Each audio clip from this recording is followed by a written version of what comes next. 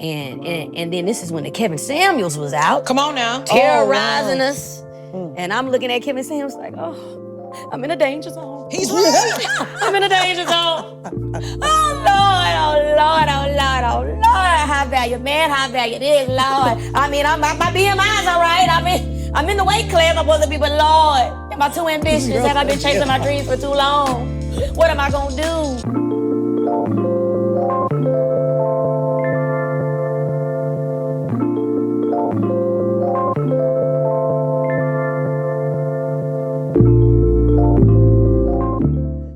What's up, y'all? Welcome to Fellowship, where you come hungry and you leave full. Physically, mentally, spiritually, you name it. Wow. I've had quite the week. It has been a very, I won't say a taxing week, but it's been just a little rough. But we got to the weekend, and that's the most important thing. Wow, I'm excited about this episode because, to be very honest with y'all, it's so important. I think that if you have any kind of relationship, and I don't even mean on a romantic aspect, friendship, sisterhood, brotherhood, whatever, a spouse, partner, I don't care what you have, pay attention to this one. Pay close attention. This episode is so special because I have two amazing people on the couch. Y'all never know who come on the couch. Look, the couch got people of tomorrow. Only people of tomorrow. And it's people that I genuinely care about and I know and I'm proud of and I'm just honored to even be in their presence. First of all, before I even get into my guest, the food today was sponsored by SRC Kitchen. Today, what was on the menu today was gumbo. If you haven't had SRC Kitchen's gumbo, that's your business. But please, let me let y'all know something. If you are a chef, a caterer, a private chef, or whatever, if you're just trying to put yourself out there, let us know. You want to sponsor a pan, whatever you're trying to do, let us know. Cook for an episode. If you are a chef that you just want to cook in the kitchen, we got a whole kitchen you can cook in. But before you do all of that, first of all, I have to taste your food because you're not going to get my guests sick. That's one. But I want to make sure that people get an opportunity to showcase who they are. I think it's very, very important that you put yourself out there, some type of exposure. So hit us up, contact us. We'll definitely try to put you on. And but guys, I got two special guests. Two people that I love and just, I'm so happy to know. First of all, one of them is an entertainer. I want to say a singer. I want to say an entrepreneur. I want to say all of that, but she's just an entertainer as a whole. And she'll break all that down for y'all. She'll break all that down for y'all. I have been knowing this person since I was a teenager, and she ain't never changed. And it would actually, I feel like if she did change, we wouldn't be friends. I love this girl. She went from Houston to Chicago, from Chicago to LA. And I'm just like, bro, sit in one place. But now she's in LA. She's a Californian now. But we have my girl, Tiaramy. What it do? And we have this is my dog too. This is my girl. This is like literally my sister in Christ. If one thing we're gonna do, we're gonna talk about a testimonial, we're gonna laugh, we're gonna cry, we're gonna have fun, we're gonna do everything together. I mean, this girl I have known for a very long time, since I was a teenager as well. And I take my relationships very serious, by the way. I take my relationships very, very serious, as you guys can tell. So when I say that these people are my sisters, I mean it. They are family to me. She has seen every milestone. I mean, every milestone. Guys, this is my friend, Vanessa. Hey, y'all. How are you all out there? First of all, they need more of an introduction, but I'm going to let them do their own thing, first of all. How are y'all doing? Excited. I'm happy. Are y'all fan? Y'all Let me tell you. What? Delicious. I told y'all she played too much. She already done started. So Tiaramy didn't tell you guys, but she's also a stand-up comedian. She is a stand-up comedian. She hasn't started that yet, but I'm already manifesting that for her. So I'm gonna already touch that for her because she is hilarious. She is hilarious. Also, Vanessa, first of all, I feel like we have a lot to talk about. For all three of us, first of all. I want to know what y'all's week look like. Oh, what does y'all's week look like before we even begin this? I spent a lot of time with family. I feel like this week it was really relaxing. I don't even know the day. I don't know the time. I was just saying yes to anything that my parents wanted and just really living in the moment. I can't remember the last time like that happened where my job was like, hey, just put the notifications on your phone, step away from the computer, like have some coffee, go spend some time. And I really feel like that's what you need. This is the end of the year. Give me that relaxation. So I just woke up so happy, just happy to be just here. And then y'all, first of all, both of y'all came back to Houston. Like, what have y'all been doing in Houston since y'all been back? Because I was like, wait, this one came from LA, this one came from Kansas. You start from scratch. I mean, what have y'all been doing since y'all came back from Houston? I mean, since y'all came back from wherever y'all came back from. Same thing like Vanessa too. A lot of family. I had one night out in Houston. Have to do it. They dragged me on the internet because I was complaining about the parking versus LA, but it's okay.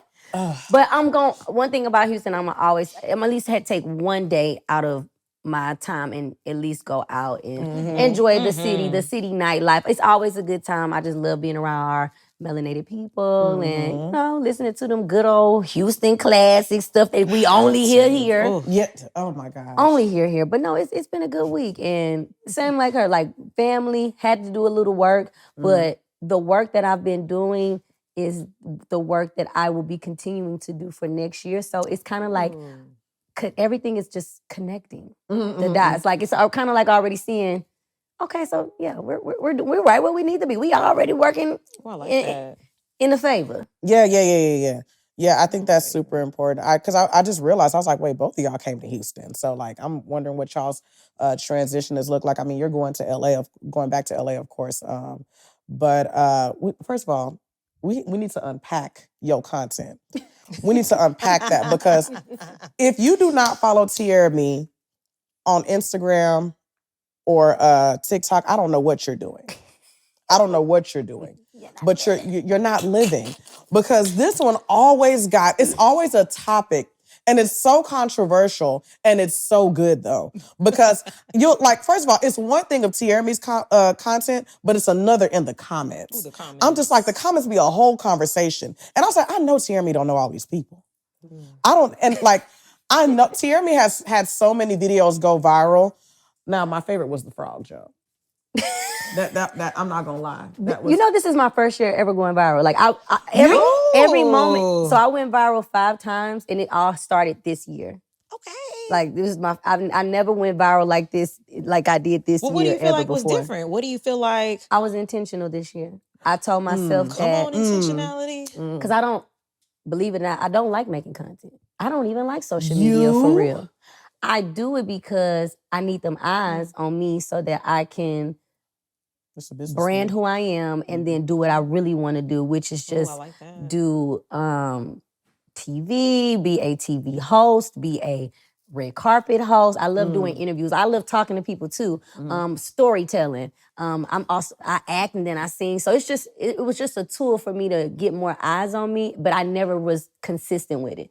This year was the first year where I posted every day for the most part, except on Sundays, because that's the day that the Lord rested. So I rest on Sundays. But even then, sometimes, because I when I go to church, if I get a little word, I spread the word on a Sunday. So this is the first year that I was really intentional. I made some good money, and I went viral, like more than a few times. And it was on stuff that I wasn't even, how you don't really be thinking about the moment of trying to go viral. You're just talking. I'm just talking every day about whatever. The things that I would want to go viral, where I'm talking a little more like about life and struggles, that don't never go viral, bitch. It's always when I'm acting a nut. But that's all right. That's all right. A little controversy ain't hurt nobody. But you know what? You said something that was really important. You were intentional. And I feel like when you're intentional, it's because you were simply being yourself. You were simply being authentically you. And I think that's so interesting. And this is why I love talking to people. Because in my mind, I'm like, okay, Tiaramy do this. She been doing this. I had no idea that you don't like creating content because you're so good at it. Thank you. But you're naturally being yourself. So I don't feel like you're creating content like, I feel like you're not, I don't know how to explain it. You're not overworking. You're not like actually like being so tedious with it. I think you're just genuinely pressing record and being yourself. It doesn't seem like content to me. I feel like you're just simply like just speaking whatever you're going through, or like you're just talking about everyday life. So, and that's exactly what I started doing. I had to stop overthinking it. Okay. Because before I'd be like, well, maybe I should talk about you know how you try. Not so much pander, but just kind of like trying to figure out, okay, what should I talk about? Should I keep talking about this, or should I talk about this? And then, like you said, I just was like, I'm just gonna press record. Whenever I got something on my mind, I'm gonna say it. Those be the ones. And those be the ones. The ones that you're not like focused on. Like I feel like the content that I really, really like, I'm like, okay, yeah, that's gonna be the one. I'm writing out the script. I'm doing all this stuff when I'm getting so specific. They don't hit nothing. Yep. They don't hit much. But I'm also in the mind that I'm like, I don't care if I don't go viral. Exactly. So, but the ones like I was just telling Tiara, I was like, I don't like, I think I made a video about greens. That went viral on Instagram.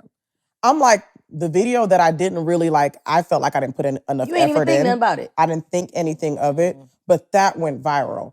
And it had all these saves and all this other stuff. It was shared a lot. I mean, it was doing well on Facebook too. And I'm like, oh, okay, I mean, that's great, but that wasn't even the content I wanted to like even like reach people, because for me, I think I want my content to reach people versus going viral. Exactly. If that makes sense. Exactly. So like, I mean, for me, I like that you said that. You really just press record. I mean, I guess that's how it be. I guess that's just really how it be. No thought into it. Because the moment you try to, it don't work. And you know what I'm saying? And that, and like, even like with your Burna Boy post, the Burna Boy concert I love you, Burna post, Boy. it was so hilarious because if you saw, the girlies was in the comments. Girl. Protecting Burna Boy? No, like they were literally, so what was the content? She had a video, and correct me if I'm wrong, she had a video pretty much telling people like, yo, the dudes is at the Burna Boy concert. Y'all need to be at the concert. Find your man, because that baby, ooh. It was a fine crowd. That's what she said. In LA, on the floor. Because I stuck my ass down. Can we curse on here? Yeah. I don't know, we PG-13. I snuck my leg down to that floor. I told the crew, I said, come on, follow me. We just walked past. We just walked past. Went down to that floor. Tickets was all in the ceiling with the nosebleeds. I said, no, we going down. We going down like Mary J. Blige. So we going down like Mary J. Blige, baby. And they was everywhere. I said, oh my God, here's the utopia. They right up in here. And I literally, and this is like my second or third Burna Boy concert. Like I'm a fan of his. Like love. Be fucking up all the words, but I'm in. Okay, period. Long as the melody is melodizing, that ain't even no word. I just made that up. But long as the melody is melodizing, we good. Melodize. So melodize, y'all. Go to the concert, and I left the concert, and I just made a video. I was like, bro, the men's is outside. And I ain't talking about the girls. I'm talking about the men's, okay? The men's, baby. You want to find your man to get you a Burna Boy concert. I woke up the next morning. I said, what the hell going on? It went crazy. So anytime something goes crazy on TikTok, I'll put it on Instagram because TikTok and Instagram content, it's a little different. It's two different type of consumers. Facts. So what might go crazy on my Instagram might not go crazy on my TikTok. But I still post how I have did it with my mind, or like my little strategy plan is I don't care what it is. I still post all content on all platforms. So I do TikTok, Instagram, Facebook, and then I'll do shorts on YouTube or whatever like that. So when it went crazy on the TikTok, then I go on Instagram. I just posted it. Then it went crazy on Instagram, and then Burna Boy's team posted it as his promo for his Seattle show. Yes. Okay. You see Seattle, you swiping on me, the Burna Boys is up. I say, what? That's how I knew. But see, no, that's how I didn't even know people were tagging me. They like, girl, you on Burna Boy page. That's how I found out. Because somebody commented on your page and was like, yo, Burna Boy posted you. And I was like, bro, let me go to Burna Boy page. Let me see. Girl, I was like, this is not Tiaramy. This is not Tiaramy. Why is she on this man's page? Shout out to Burna Boy's social media team, because y'all the truth for that one. Because Ticketmaster put they added, so Ticketmaster added my video as their promo. So if you go and look, well, it might not be gone now because I don't know if I don't know if the tour is all the way over. No, he still got some more days. Okay, so when you go on TikTok and you look at my video, Ticketmaster is sponsored under my video. And you touch the Ticketmaster thing, and mind you, I ain't do that. They did that, but I think it's because I'm monetized on there. So they went and I have an affiliate program with them. So every time somebody presses to get a ticket or presses the video, I make money. Excuse me? Yes, ma'am. It's crazy. It's crazy. Ma'am. It's crazy. Ma'am. Like as long as the video is being seen, like you, I said, what the hell, Ticketmaster doing that? I said, now, Burna, I'm gonna need a little check because this TikTok check ain't checking. It's a little coin. It's a little penny on a dollar. I'm like, get your girl. Can I get on a promo team, brother? I love the Let me get on the marketing team, Burna. But you know what? It goes back to being intentional, like you said. It's that content. You didn't even know that was going to be a business thing. So now does that make you feel like, okay, if this is what people like, if this is the things that are getting hit, what more, I guess, are you trying to draw more content around promotion, or what are you trying to do? Or you were just like, I'm just going to keep on hitting record? Like, yeah, I don't have a niche. I tried, but I don't have one. I just kind of like, I just go with it because I talk about so many things. And then just as a storyteller in general, like, because that's what I do on YouTube. I just tell stories of my life. So when I'm telling stories, they don't, you know how some people be like, oh, I just do relationship stuff, or oh, I just do, I don't have that. I don't have that. I try, but it don't work. Not for me. Not for me. So I just kind of, like you said, I just press record and I love that. I love it. First of all, I didn't know that about Ticketmaster. Thank you, sister. I made a couple of dollars. Nothing crazy. I mean, still, you made $1 on it. Like, it's a couple hundred. Look. Pay the light bill. People like, I love to hear that because I did not know that. You see, this is why I love doing this. Crazy, this is why I love doing this. But no, like seriously, your content has, in my eyes, like I'm always looking forward to seeing it on my timeline because I'm like, what is she talking about today? My dog always gonna comment. We're like, one thing I'm gonna do is comment because I just be like, what is she talking about today? Like, it's always either hilarious, it's thought-provoking as well, because she has some serious content on there too, where it's like, okay, that is necessary and that needs to be saved. But yeah, I just love that you never know what you're gonna get on your page. Never know. I don't know what I'm gonna get from you, and it's always so random. And it'd be like a thought that I had like 5 months ago. I'm like, oh, so somebody else is thinking this? Yeah. Okay, love it. But so what was your favorite content that you put out this year? Since you said you were so intentional this year. This year, I'm gonna say my favorite the favorite content that I put out this year was probably the birthday one when I jumped into the water hole, because that was another like I'm making fun of myself because I don't take myself seriously. So I had already cracked the joke on myself in my story. It wasn't even a video yet. I just cracked the joke. I said, now why I jump in this leg like this? Why is these legs looking like a frog? Next thing I know, my homeboy Corey, he sent me a video. He sends me a picture, Photoshop with me in the air.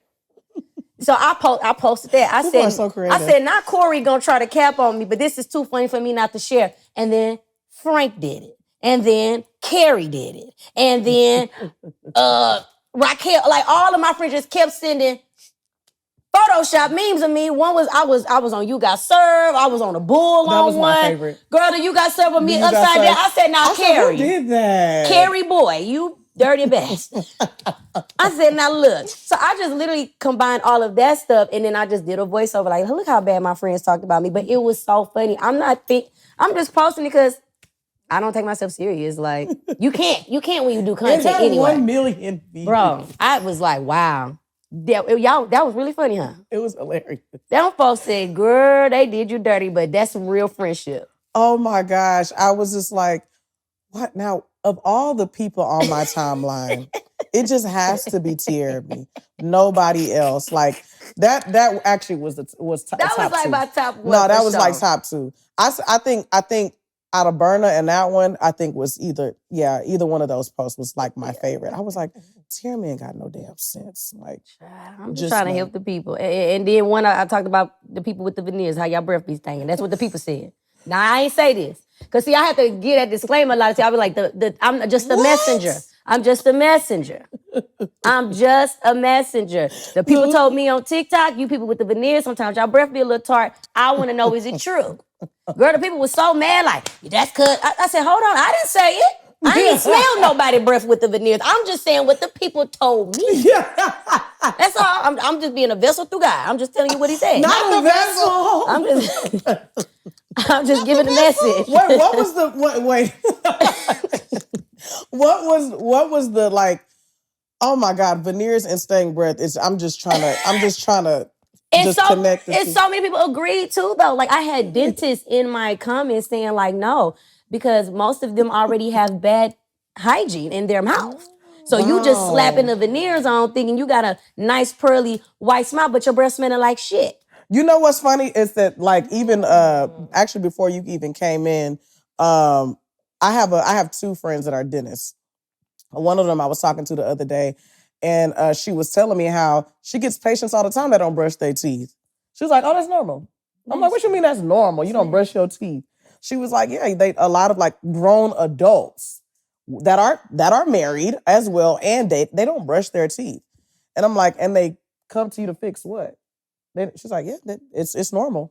Got a mouthful of pearly whites, but your breath smell like halitosis. Oh, but they got on lube. They got lubes on. They got a LV bag. They got a Gucci bag, and that breath hot and them teeth, a mess. The breath is breathalyzing. I need you to back it up. But that's just what the people said. I don't be up close and personal with people like that. You know what I'm saying? I don't either. I don't really. Now, if I smell your breath really stink. Because I don't even be trying to be that close. No. I cannot. It's like, it's too much. I don't be up close and personal with people, like, so to be like, yeah, you're right. If I smell your breath, it's hot. Burn my nostrils off. That's crazy. That's no nose hairs. None. Gone. Bald. Alopecia.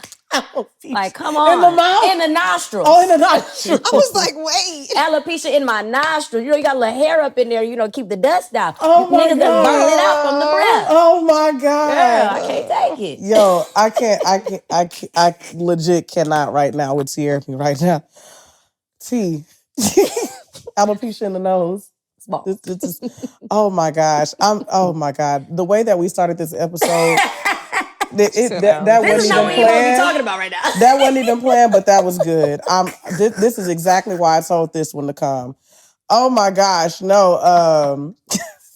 So it's funny because this episode is in honor of Love Month, and I feel like whenever we talk about the month of February, we always connect it to romance. It's always from a romance aspect.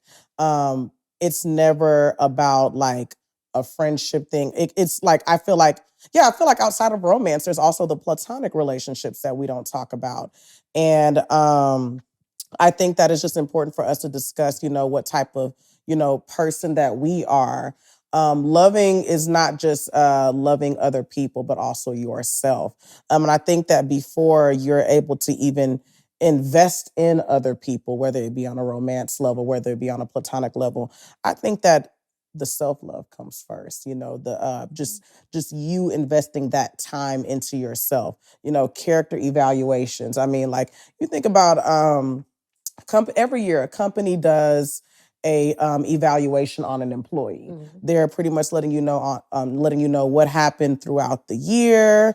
They're telling you about these type of characteristics or these certain behaviors that they saw, what they liked about your work, what they disliked. But I feel like, a lot of us, we don't really do character evals on ourselves. We don't really do assessments on ourselves. And I think that it's super important, I still think now, even as a married woman, I date myself. I date myself because I want to know if my love language has changed. You know what I'm saying? What served me 5 months ago may not serve me right now. Right. And so I just kind of want to know, y'all's thought process on, or y'all's perspective on what it means to truly date yourself, and this is for anybody that's, whether you're married, whether you're single, whether you, or you have friends, if you have relationships in general, I think it's important for you to date yourself, because I think a lot of times we don't invest in ourselves enough. And we wonder why there's a lot of failed relationships. And not just on a romance level, like I said, on a friendship level. Some of us don't even realize we are not good friends. We are not good spouses. We are not good boyfriends or girlfriends. Yet we are expecting somebody to read the room. And we haven't even read ourselves yet. We don't even know who we are first. So, and I think there's at least, and these are just some of my thoughts, because this is things that I've been just kind of like, noticing and I've kind of observed over the years, is that, why are there failed friendships? Why are there failed relationships? I think a lot of times is that we don't invest that time into ourselves. And so it's hard for us to articulate to another person like, hey, this is how I need to be loved. This is how I need to be cared for. You don't even know how you want to be cared for. You don't even know what you desire. You have no idea. But I don't know. I just wanted to know what y'all's perspective was on that. Vanessa gonna take the floor, girl. and Vanessa is the queen of this topic, so. I spent some time in a self-love moment. We were in a Bible study in a life group, and we were in there, and y'all was professing it. I was like, look, I'm gonna wait on the Lord to bring my man. I'm gonna wait. And I didn't like it. I didn't like saying it. I hated saying it, actually. But it was exactly what I needed. It was like, I spent more time with myself. I started painting. I started inviting my girls over. I started cooking more. I started just paying attention to me. I started growing plants. I had 53 plants, well in living, like 2 dogs.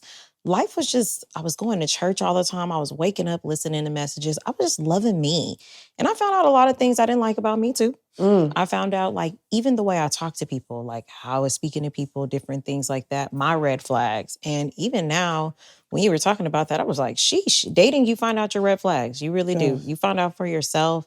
And even in friendships, even through that self-love, I feel like when you're taking that time for yourself, you can really evaluate, were you a good friend too? And there were some relationships where I really felt like, oh, I dropped the ball. Like, oh, I wasn't a good friend. Oh, I wasn't giving there. Or I just noticed more when I was giving to me. And I feel like that's the best thing you can do, is give to you. And if you can't give to you, you won't even recognize when someone's giving at all. And it's just character traits and things that I feel like I just needed that self-love. And I hear it all the time. I also feel like when we're talking about even like modeling relationships, we don't really even look back at our past relationships, or someone hasn't really taught us. Like, I've taken it upon myself now to ask, hey, I asked the men in my family, okay, what should I be looking for? And it was ironic. Almost all of them gave the same answer. They were like, God. And I was like, oh, sheesh, I don't even know. So I was telling Rece earlier that, my mom would be like, write a list. I done written that list about 5 times, okay? I'm tired of writing that doggone list. Like, what is it? And I think the list is really biblical. And I just think I don't know those things. So that in my time of self-love has really been just detrimental to my soul to find that out without having to go out there and try this man and try that man and try this friendship and try that. The more I've leaned into God and like loving me is...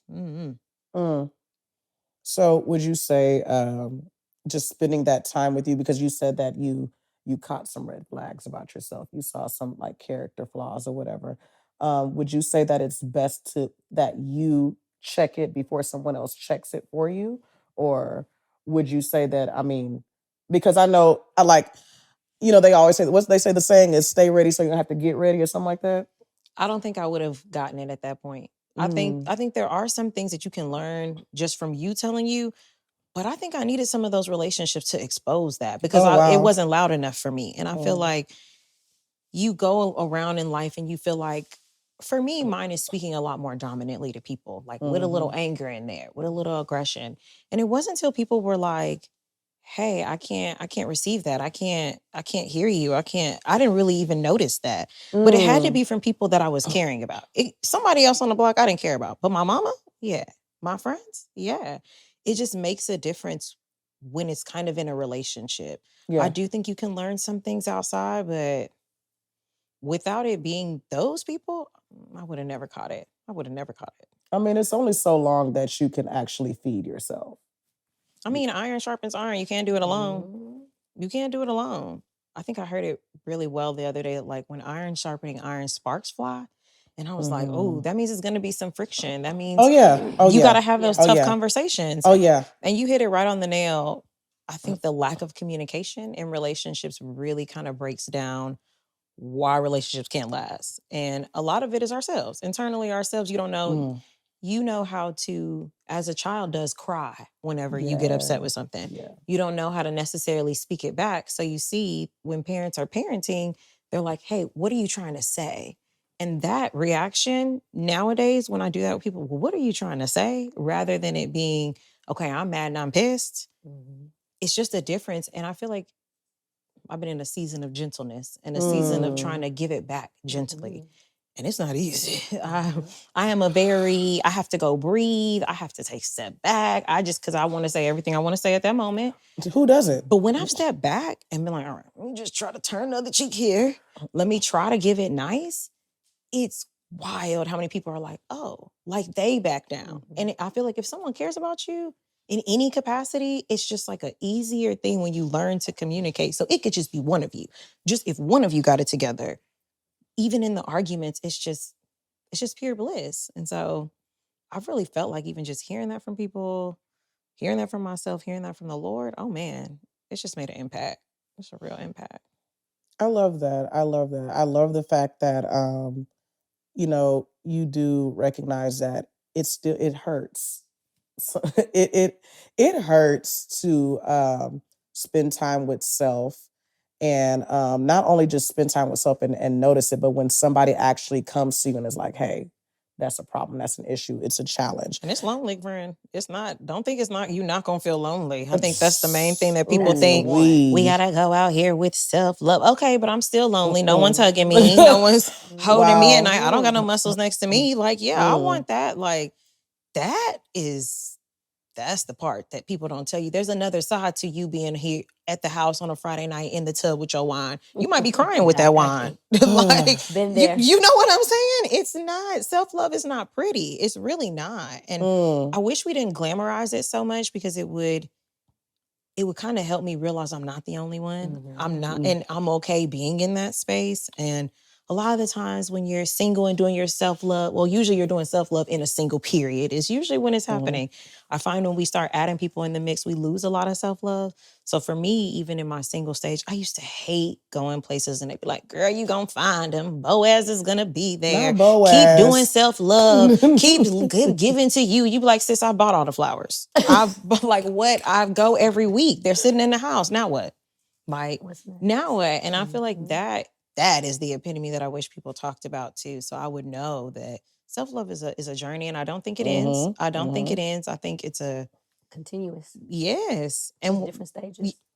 I feel like, and as you get older, it's some real scary stages. It's not cute stages no more. It's not. Man, like, I mean, like I said, even as a married woman, like, you have to date yourself.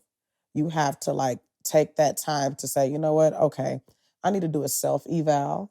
And I need to, like, just spend some time with myself because what was the thing that I feel like we did not connect on? What was the thing that I felt like we can circle back to that I parking lot in January that we can talk about in November, because it's not that, like, people always think like because there's a disconnect that your relationship is on the rocks, whether it be your friend, your spouse, whatever. No, it's just that, like I said earlier, like what served you then probably doesn't serve you now. So that's why I think that it's important that sometimes spending time alone, like with yourself, whether it's you taking yourself out to a coffee or going on a walk or just like, or writing, spending time with God, however that is, like, I think that's very, very important because you allow yourself to be a better you for that person,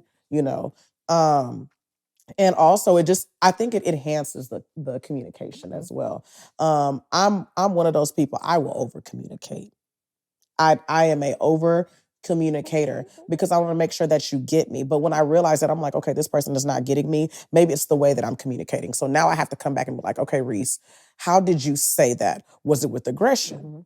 Was it with love? Was it gentle? How was it? And were they able to receive that? Because sometimes, what I see as gentle is not gentle to somebody else. And I recognize that. And I know with me, I have a very strong personality.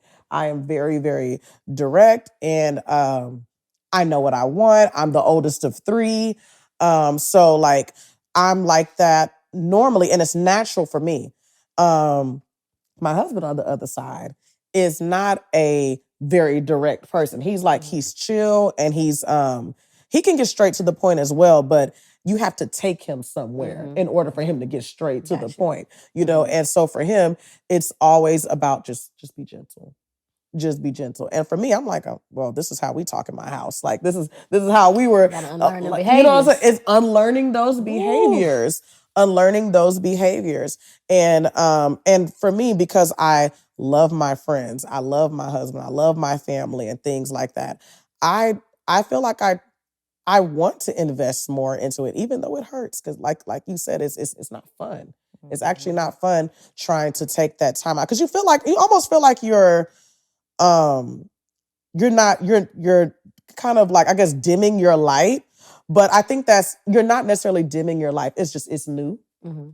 You're dealing with a different personality, and you need to understand that your personality, it will always be there. However, if you really care about someone, you care about that friend, you care about that partner, whomever, you will be willing to work on you to be a better you for that person, and of course vice versa.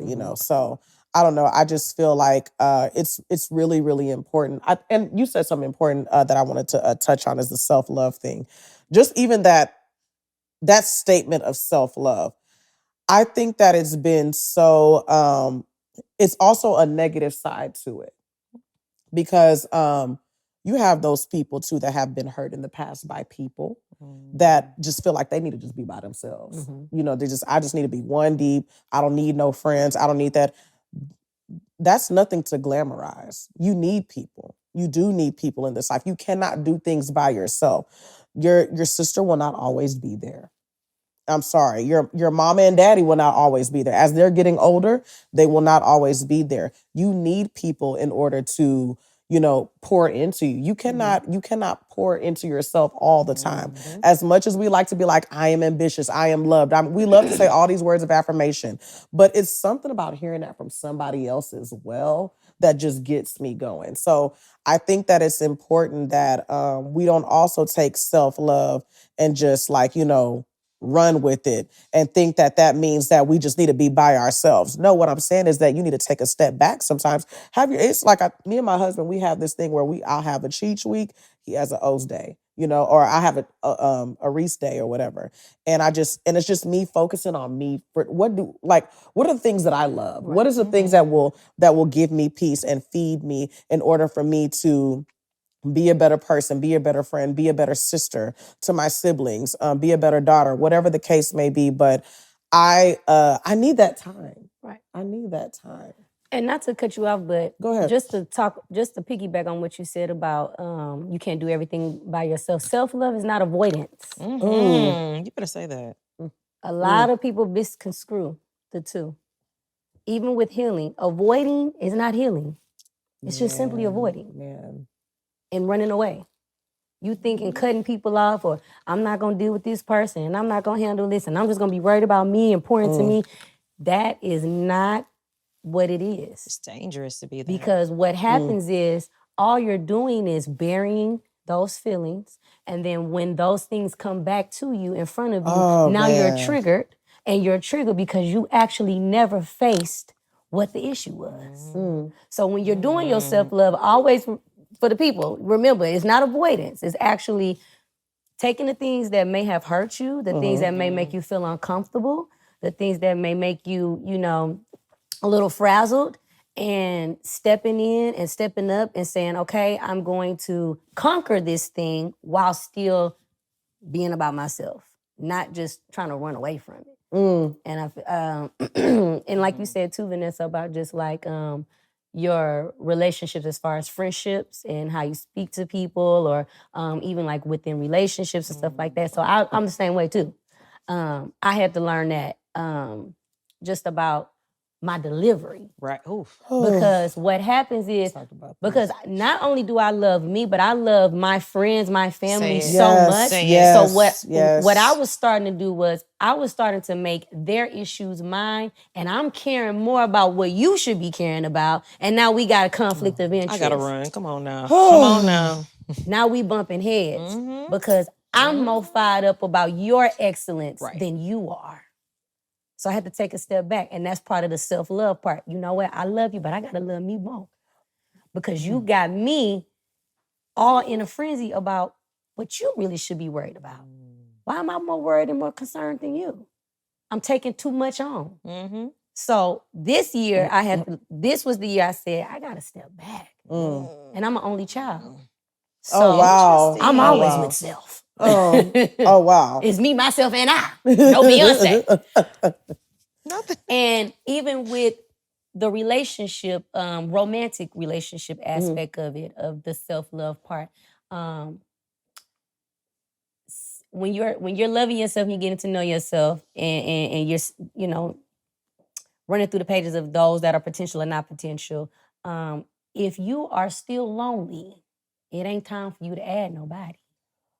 You got to get over the loneliness first. You got to be okay with being alone. You'll choose a lot of things when you're lonely. You'll choose a lot of things that you would not accept, that you would not even, it could be anything. It could be anything. And I feel like someone said this, and I thought it was just brilliant. Your empathy can't be bigger than your boundaries. And usually when you're lonely, that's a word. That is a word. A word. And usually when you're lonely, you tend to pick anything. You waver. You don't even, what? Anything. It's a negotiation. It's a negotiation when it should be. If I have to negotiate my peace, it's it. Yeah, it's the end of that. But you don't even know what you're negotiating when you're lonely. When you're lonely, like it could be anything. And I feel like a lot of us do that. It gets, you said something that I really liked, you're continuously healing. A lot of people say, I'm healed. Friend, you're going to continuously heal. You're healed till you're dead. Yeah, okay. You're not healed until you're in the grave. It's a continuous thing. And to even know your triggers, that's big. Because once you know your triggers, you can actually love somebody else better. Look, I know I'm going to pop off in this moment. I got to step back because I don't want to give that to you. People respect that. Give me a second. Give me a break. People respect that more than the pop off. You can't take the pop off back. You just can't take it back. And that self-awareness is big, because I even have to do that sometimes. Like you said, like, okay, you know what? Let me woosah. Let me count to 5, because I'm really about to go crazy. I have wrote let me delete that. That ain't right. Man, that's me. That ain't ready. That is ready. That ain't right. That ain't right. That ain't in the spirit of the Lord. I might type it all the way out just so I can get my anger out, okay? I might type it out. We've all wrote a paragraph or two. But the spirit of loneliness really came on me really heavy, like right between that 30 and 31. Oh, it was so heavy. And I felt so lonely. And I went to therapy because I had a whole little nervous breakdown. I called my mom. I was just like, I'm so lonely. I think I had been in LA maybe for 2 years at that point, two and a half years at that point. I was just like, I'm lonely. And she was like, well, why? I was like, I don't know. I was like, I'm just lonely. I don't have to cry because I'm a crybaby. I talk a lot of shit, but I always cry. But I was just so lonely. And then I was like, and then I was also having that pressure of feeling like, am I ever gonna find love? Am I ever gonna be able to build with somebody? Because I'm not in my 20s no more. I am 30 now. And then this is when the Kevin Samuels was out. Come on now. Terrorizing us. And I'm looking at Kevin Samuels like, I'm in a danger zone. He's right. I'm in a danger zone. Oh, Lord. High value, man, high value. This, Lord. My BMI's all right. I'm in the weight class I'm supposed to be, but Lord, am I too ambitious? Have I been chasing my dreams for too long? What am I going to do? So now I'm seeking companionship in people that don't serve me. And not only do they not serve me, I'm taking whoever wants to come to work and clock in, but they ain't actually clocked in. Girl, now I'm about to run off the couch. You just showing up. You gotta go. Now look, You coming in, you know how people go to work and get a free check but ain't did no work? Friend, You clocking in, but you ain't doing no work. You know what? I was telling her about Boaz, right? And the story about Boaz. And just so you know, there was somebody else before that wanted to take the land but didn't want to take Ruth. And if you gonna take me, you gotta take everything with me. And I feel like that is such a thing that like we will literally give it up. And somebody's like, I only want the land. I really don't want you. Yeah. I really don't want to be with you. And I feel like that 30 pocket is real sweet, honey. All the friends got married. Everybody's got a baby or two. It's with their college sweetheart from 6 years ago. It's a whole thing. It's a whole, when I tell you it's a fight for your life. At 30, when you hit that 30 and then you hear, I mean, they're like the older a woman gets, the less her value is. So if you're hearing that, if that's what you're hearing every day and you're like, no, girl, I'm a woman of value. You can't tell me you don't think that. You don't at least sit back and be like, well, I don't have any kids right now. Right. I'm close to 35. What we doing, Lord? My skin's still clear, but goodness, like we don't have. But y'all know, y'all know what that I cannot stand this statement of women of value, high value women, and things like that, because a lot of times, at least what I'm seeing on social media on my end, is that when they say women of value, men of value, people are basing it off of what they see on social media. Please tell it to people in the back. That's why I'm like, I ask people, like, have you studied yourself? Do you know what you actually desire? Do you know what you actually like? How are you basing your value off of, because sis over here got a Gucci purse in a situationship? Don't know what she going through. Y'all don't even know what she got going on. Y'all have no idea what's going on. And you're basing your value off of a woman that received flowers on the internet. How do y'all know? What damn self? You know what I'm saying? Like, we don't know. Like, study yourself.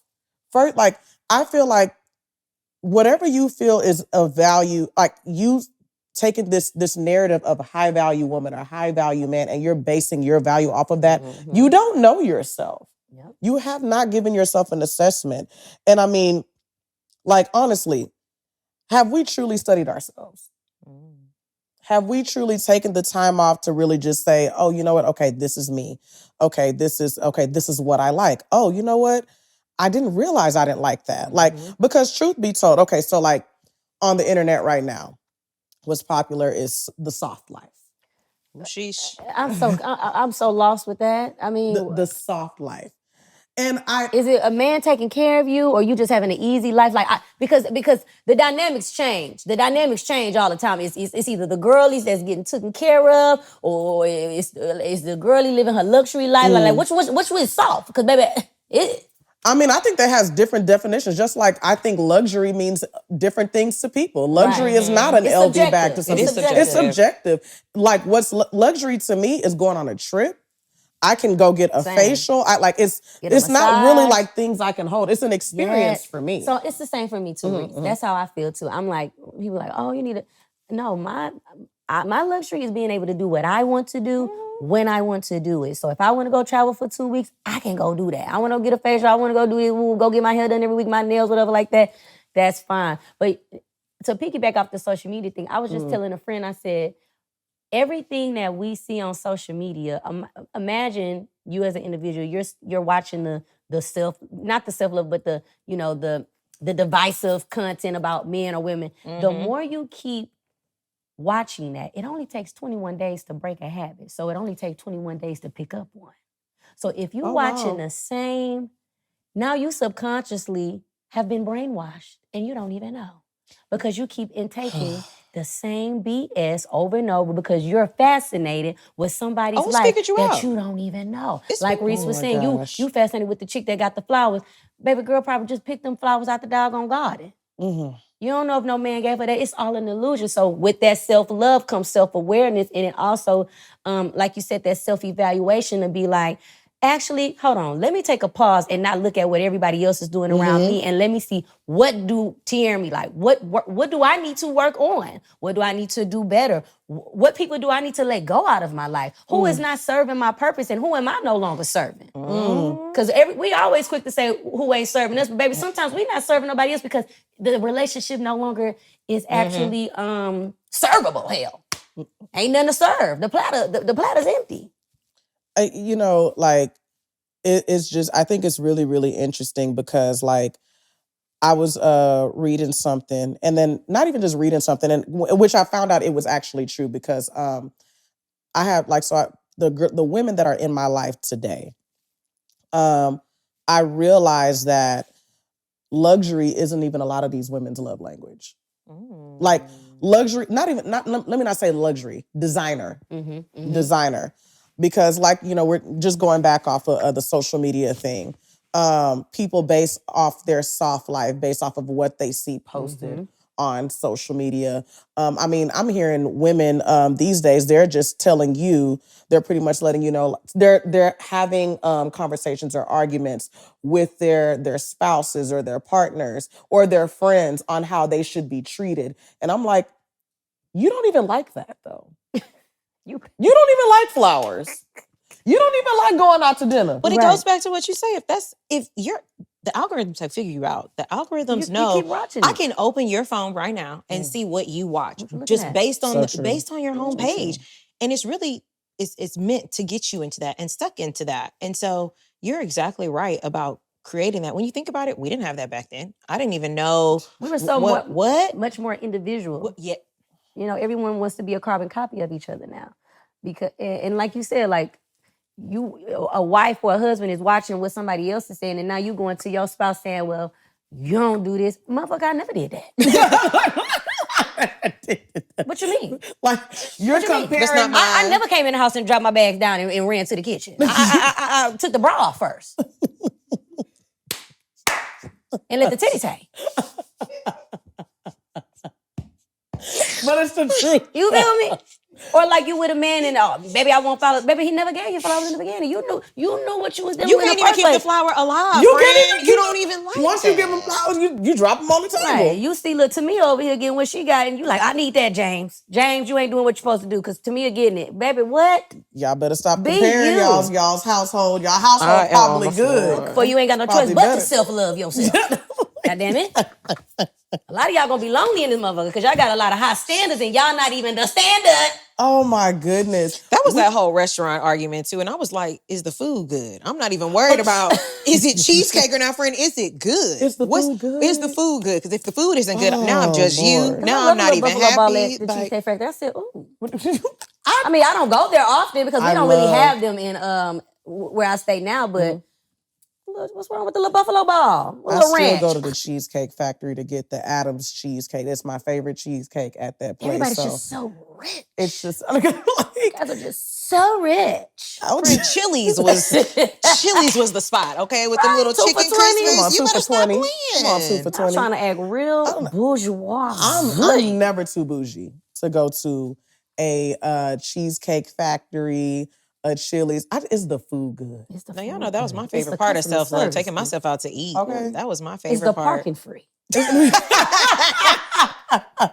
Are we paying valet? What if Cheesecake charged or for can parking? I get a $13 valet? Look, Cheesecake at Galleria charge for parking. They do. I ain't tripping about it. As long as you valet it. Don't make me park it. Valet this motherfucker. Okay. Yeah, I don't know. I just, for me, like I said, the standards of what like a woman or a man's standards of what something should be is literally always only based off of what someone else thinks. And it's so weird. And it goes to show you that people really don't know who they are. Like, and I'm like, spend some time with yourself. Like, I kid you not. Like, it'll be like the littlest things that I like that I'm my friends and my husband and my family understand, and they always just like fulfill those love languages. Like, okay, like for instance, like she knows this. For my birthdays, I love cards. I have cards from like 2010. Like I love cards.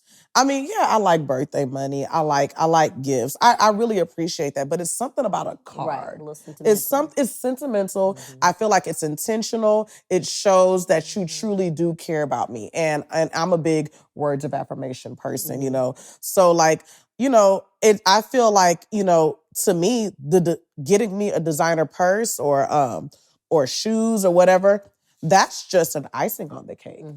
I think that's just I appreciate that. I really, really do. And I'm going to wear it. Please believe I'm going to wear it. I'm gonna put it on. But I feel like people need to spend some time with themselves to first realize, like, okay, what do I value? What do I like? What do I seek? What do I desire? And how can I articulate that to this friend? How can I do that to for my partner? You know, because I think a lot of times too is that why you see all this chaos on the internet is that people are not communicating.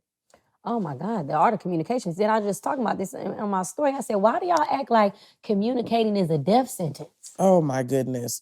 Because people We're don't know how. They don't know how. Use your words, baby. They don't know how. I feel like a lot of people think it's kind of a you hit me, so I'm gonna hit you back type of situation. Oh, wow. And that's why they avoid or they ghost you. I feel like it's not a people just don't know how to say, hey, you know what, you hurt my feelings. Right. Hey, I'm upset. You made me mad. I didn't like what you said. Like And that's that. Because see, when I drop you, you gonna know why. So let me tell you, this is A, you did this, B, you did this, and I just don't think we align no more. Be blessed. You know what? Do you know how easy that is to do? It's so easy. Do you know how easy it is? So sometimes I wonder. I don't understand when I'm talking to loved ones. I'm like, how did you drag that on for 3 years? You mean to tell me you were repeating yourself and you still let that go and you justified those actions for 3 years? And this is not on a romance side. I'm talking about with friends. I'm talking about with friends. And because they're not exempt. They're not exempt. I'm beefed out with a cousin right now. I ain't talked to the hell in almost a year. Look, it be like that. It be like that. Like when people like I got those two friends. I start to ask myself, like, do people have boundaries anymore? Y'all don't have boundaries anymore because y'all are not communicating. You probably do have boundaries, but you so scared to hurt another person's feelings. You're so scared to let people know, okay, this is how I feel, and this actually hurt my feelings, and this is why. But and look, there's nothing wrong with expressing yourself. I feel like expressing yourself is also not a death sentence. It's not a death sentence. But we come in there thinking that all hell is going to break loose once we express ourselves. And because here's the thing, you can come in with love and somebody still won't receive it. Yeah, hello. Well, that's not how I didn't treat you like that. That's not what it was. Hello. Okay, well, and then look, I feel like if your love language or how you studied yourself, you know that you love words of affirmation, you know that you want to be heard and you want to be seen and you want to be protected and respected, and that person doesn't understand it, y'all are not equally yoked, and it's okay. It is okay. You can move around. And let me tell you something. You will grieve that. Grieving a friendship, because people only talk about grieving relationships. Grieving friendships is a real thing too. Kinship, let me tell you. That hurts. It does. That hurt the heart. It hurt. I feel like whatever level or status of relationship is, it hurts, especially if it was unexpected, and especially if you expected more from that person, And let me tell you, like I always tell my loved ones, as long as you communicated, there's no blood on your hands. I was just about to say that. Because once I say my piece and I try to make it right and you still don't reply or respond or don't receive it, I'm good with it. I'm good with me and God, we straight. I wish you the best. And that's okay. Because I talked about this on social media. I'm like, as far as family is concerned, just because we family don't mean we got to be friends. You can still love from a distance. I gotta love you from a distance, baby. When I see you at grandma's house and get the sweet potato pie, hey, how you doing? Hope everything fine. How's little Johnny? Great. And then we just gonna go on ahead about our way. Cause I'm going through that right now with my little cousin. And to just circle back to the self-awareness, self-love thing, like I had to go, cause I'm that type of person. I'm gonna call a few people to be like, was I wrong? Like, tell me about myself. Because sometimes we can just lie to ourselves. Like, I ain't being nothing. We always right. I'm right. I don't care. Yeah. So I'm a person, I like to be evaluated by others. Evaluate me. Tell me, did I do this wrong? Could I have said this differently? Did I go about this the wrong way or whatever like that? That's so good. And in that situation, when she got upset with me, I called, some mutual friends, mutual family. I'm like, okay, this is the breakdown. What should I do? Because I don't want the relationship to be cut off. This is my baby. Yeah. So what you're trying to think of? Okay, well, Tiaramy, just be the big person. I get so tired of being a bigger person. I really do. I get sick of that shit. But I just do it because I know the Lord gonna bless me. So what I do, even though I ain't feel like I was in the wrong, reached out, not even really apologize, but just acknowledge, like, hey, This is where I was wrong, but this is how you made me feel. At the end of the day, I still love you. We still family. Let's not end it like this. Like, didn't get no response, no reply. Heifer left LA, ain't said goodbye. Went to a whole nother state. When I say feeling so hurt, and I was really beating myself up, like, what did I do? And then I finally had a revelation. I said, you ain't do nothing. You've already apologized. You said what you need to say. You done got your self-evaluation from everybody else. You evaluated yourself. You good. You should not be, you ain't got no more blood on your hands. It would have been a different story if you would have never acknowledged. And that's another thing is like, when you start learning self, it's easier for you to take accountability for when you're wrong. Or when you've done, or even if you don't feel like you're wrong, just taking the accountability to say, well, I'm sorry I made you feel that way. Absolutely. Even though that's not what I meant, that was not my intention, Absolutely. I'm gonna apologize because I don't want you walking around with that chip on your shoulder. I take it as a pleasure at this point. If somebody's coming up to me being like, hey, you did this, and I'm like, you know what? You right. Right. Bring it to my attention. You can't grow any type of way. And if you don't accept the ownership or own what you said and how you said it, and that it did offend someone, whether it offended me or not, you'll never make it. Aren't adult relationships so much fun? Adult relationships are so much fun. It's the grieving part that I feel like nobody really talks about. And when you said that, I was like, that's so true. Like grieving, losing people, and losing friends to me was probably that was worse than a breakup. Heart be hurting. Yes. And I never thought, I was like, that's just a friend. It's not that deep. But what? Losing a friend? I feel like at a grown age is more so like when you're in your 20s, it's kind of like, in your 20s, you just living life. But when in your 30s is when you realize, man, I need a community. Like my community is so important. Like I feel like now, like every day I wake up and I'm so grateful to God for the people that he has in my life. Like, I am overly blessed sometimes undeserving of these people in my life. And so like grieving a relationship, I'm like, oh Lord, I kind of wanted to keep them around. I kind of wanted to keep them in the circle. But I mean, sometimes the Lord sees something different than we do. And then I just have to accept it. Everybody can't go. Everybody can't sit at the table and eat with you. You know, sometimes y'all just gonna be separated. And sometimes it's just for a season. You come back. Sometimes it does come back, you know. I love that you talked about calling other people. You know, sometimes you need feedback. I love feedback because I be tripping sometimes. Feedback. Hey, but nobody wants to admit that. And you know how I know, like how I know you spend a lot of time by yourself, even outside of you being an only child, is because you recognize that. You know, you recognize that you be tripping sometimes. You recognize that, you know, okay, that I probably did do something wrong. I mean, it is what it is, you know. But I mean, now, how do I now circle back and now come back to a place where I'm like, okay, I'm ready to like now open up my heart to this person and express myself, you know, because, you know, we are not always right. No. We are not always right. And if you have strong personalities like we do, it is very hard to receive feedback. It is very difficult. But because I love the person on the other side of the table, I'm going to receive that feedback. I'm going to take it. I'm going to be receptive because guess what? It's going to come a time where I'm going to be having to give feedback to somebody. You know, I think every day it's just us like removing those character flaws from the past, you know, and now we're building character. Now we're building the momentum in our relationships as well, too. And then Mm-hmm. if you notice, whenever you do come to that place, you start to have this self-respect and you start to respect the other person and you give mercy to them. There's a type of mercy and grace you give to somebody else when you actually are like, you know what? I should have handled that differently. Yeah. You know, look, damage was done, but guess what? Where do we start from here? Where do we go from here? We bring it back. I love it. Grace is important. I tell people that all the time because I'm like, what we have to understand is that we are all different individuals from different backgrounds, from different makeups, different family dynamics. All of those things shape who you are and your personality. And I think you said this earlier, like, you know, some people just don't know how to be a good friend, or some people just don't know how to be a good person in general, or, you know, they just haven't honed in on those skill sets. So I try to like remember like, okay, you remember when you had this, and you had to work on that. So this person just may not be where you're at. They may be in a different season. So give them some grace, but you still gonna get checked if I don't like what you did. Oh, now you gonna get checked. You gonna check. You gonna check. You gonna get checked with the love of God. You know what I'm saying? You know, a little Kirk Franklin on the side. So you know, I'm gonna tell you about yourself, but I'm, you know, let me just. Yeah, I mean, I definitely think that just because you are, entering a conversation or especially a hard conversation with an adult with love does not mean that somebody still can't get checked. Because some people need to be corrected in love. Because some people need to know that, hey, that was wrong.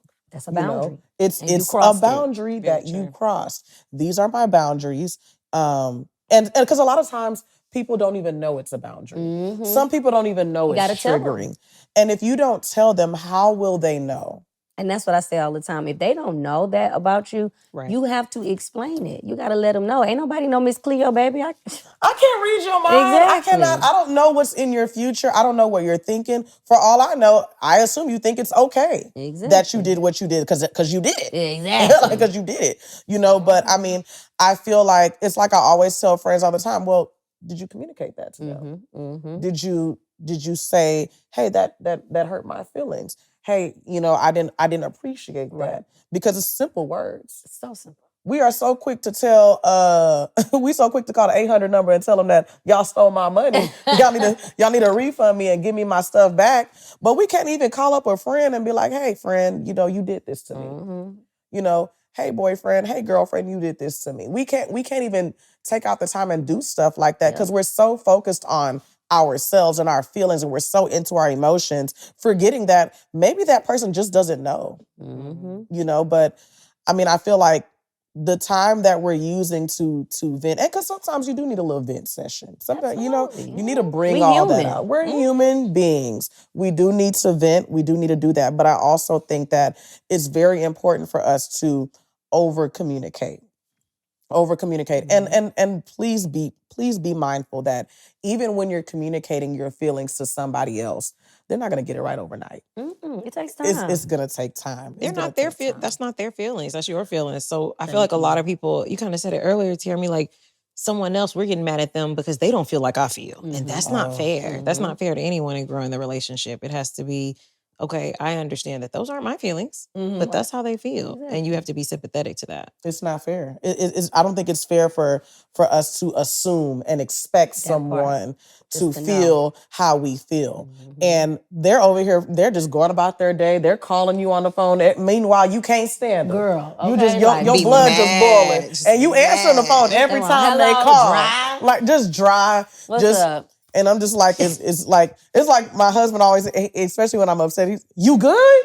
Like, I'll be like, oh, you want to go there. But you know what? It's just because I didn't communicate that, okay, I was upset about this or I didn't like this and things like that. So it's just, y'all, it's a daily, a daily thing of communication. And like, sometimes I feel like even as adults, these adult relationships, man, they are so taxing to the body. They're just so taxing, like, especially that you are communicating and you're speaking English. English is not everyone's first language. Yes. And I'm always remembering that or whatever. And I'm always reminding myself, like, well, Rece, they're not going to receive it like this because you received it that way. So that's one of the things that I always do especially when I'm communicating, whether it to be friends or loved ones or whoever it is. I think that also with adult relationships, I think that, going back to assumption and expectation, we expect people to just get it. We just expect them to just get it. We have lots of love languages, or some of us have few love languages. And, there's just going to be some friends that, that they get it automatically, that y'all just click. And then you have those friends that you love them to death, but they just don't get it. They just don't get it. I love them in a special way. That's what I say. You know what? And how do you communicate to those friends that, they just, the ones that you love in a special way? That it take them a little longer to adapt or to understand. At this point, they got it together. But but no, I'm gonna say I'm just an honest person though. Like I'm gonna just flat out let you know I ain't like that. Don't play with me like that, or however the conversation or however it might go.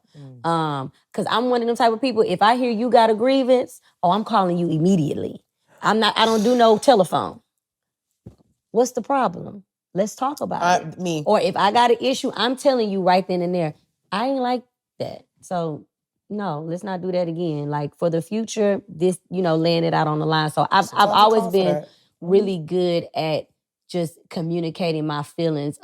More so as I gotten older though. When I was younger, I would kind of like hold things in, just not wanting to ruffle nobody's feathers, or just more so like, well, I'm gonna just cut you off. You just not my cup of tea, and I'm not yours. Because I used to have this, not a complex, but like when you got a big personality and you always on 10, when I was younger, people thought that it was an act or that I was seeking attention. And I'm like, I've literally been like this since I came out my mama's vagina. Like I've never changed. So a lot of times, I would dim or try to dim myself, or try to like take a step back so that friend could shine, or that friend could feel like they're the center of attention. And it came to, and friends would tell me like, I don't like the dynamic because everybody always, or you think you this, or we not a duo, I'm my own person. That was told to me from elementary all the way up into college. College was the last time I heard it, thank God. But that was a thing that I used to deal with a lot. Wow. And so I just used to keep a lot of stuff to myself, or I put in my head like, you either like me or you don't. Like that's how I started thinking. I still think like that to this day. You just either like me or you don't. There is no in between. And if you don't like me, that's fine. Like I'm okay with that too. That's totally fine. See, but I like my friends different. I think that's what makes you dynamic. It makes it fun. It makes it interesting. I need you to be different. I need you to be you so we can enter this room together as all of us. And I feel like that's like hurtful to even hear people judging you on that, or being very like, hurtful. Used to just always, and not so much feel ostracized because I had like my friends from Houston, I never had that issue. Like my high school friends, whatever, like that. Like once I went to Westfield, like I never had that issue, but it was definitely more so like middle school, like my 9th grade year. I went to another high school before I went to Westfield. I went to Carver, like this magnet school in Acres Home.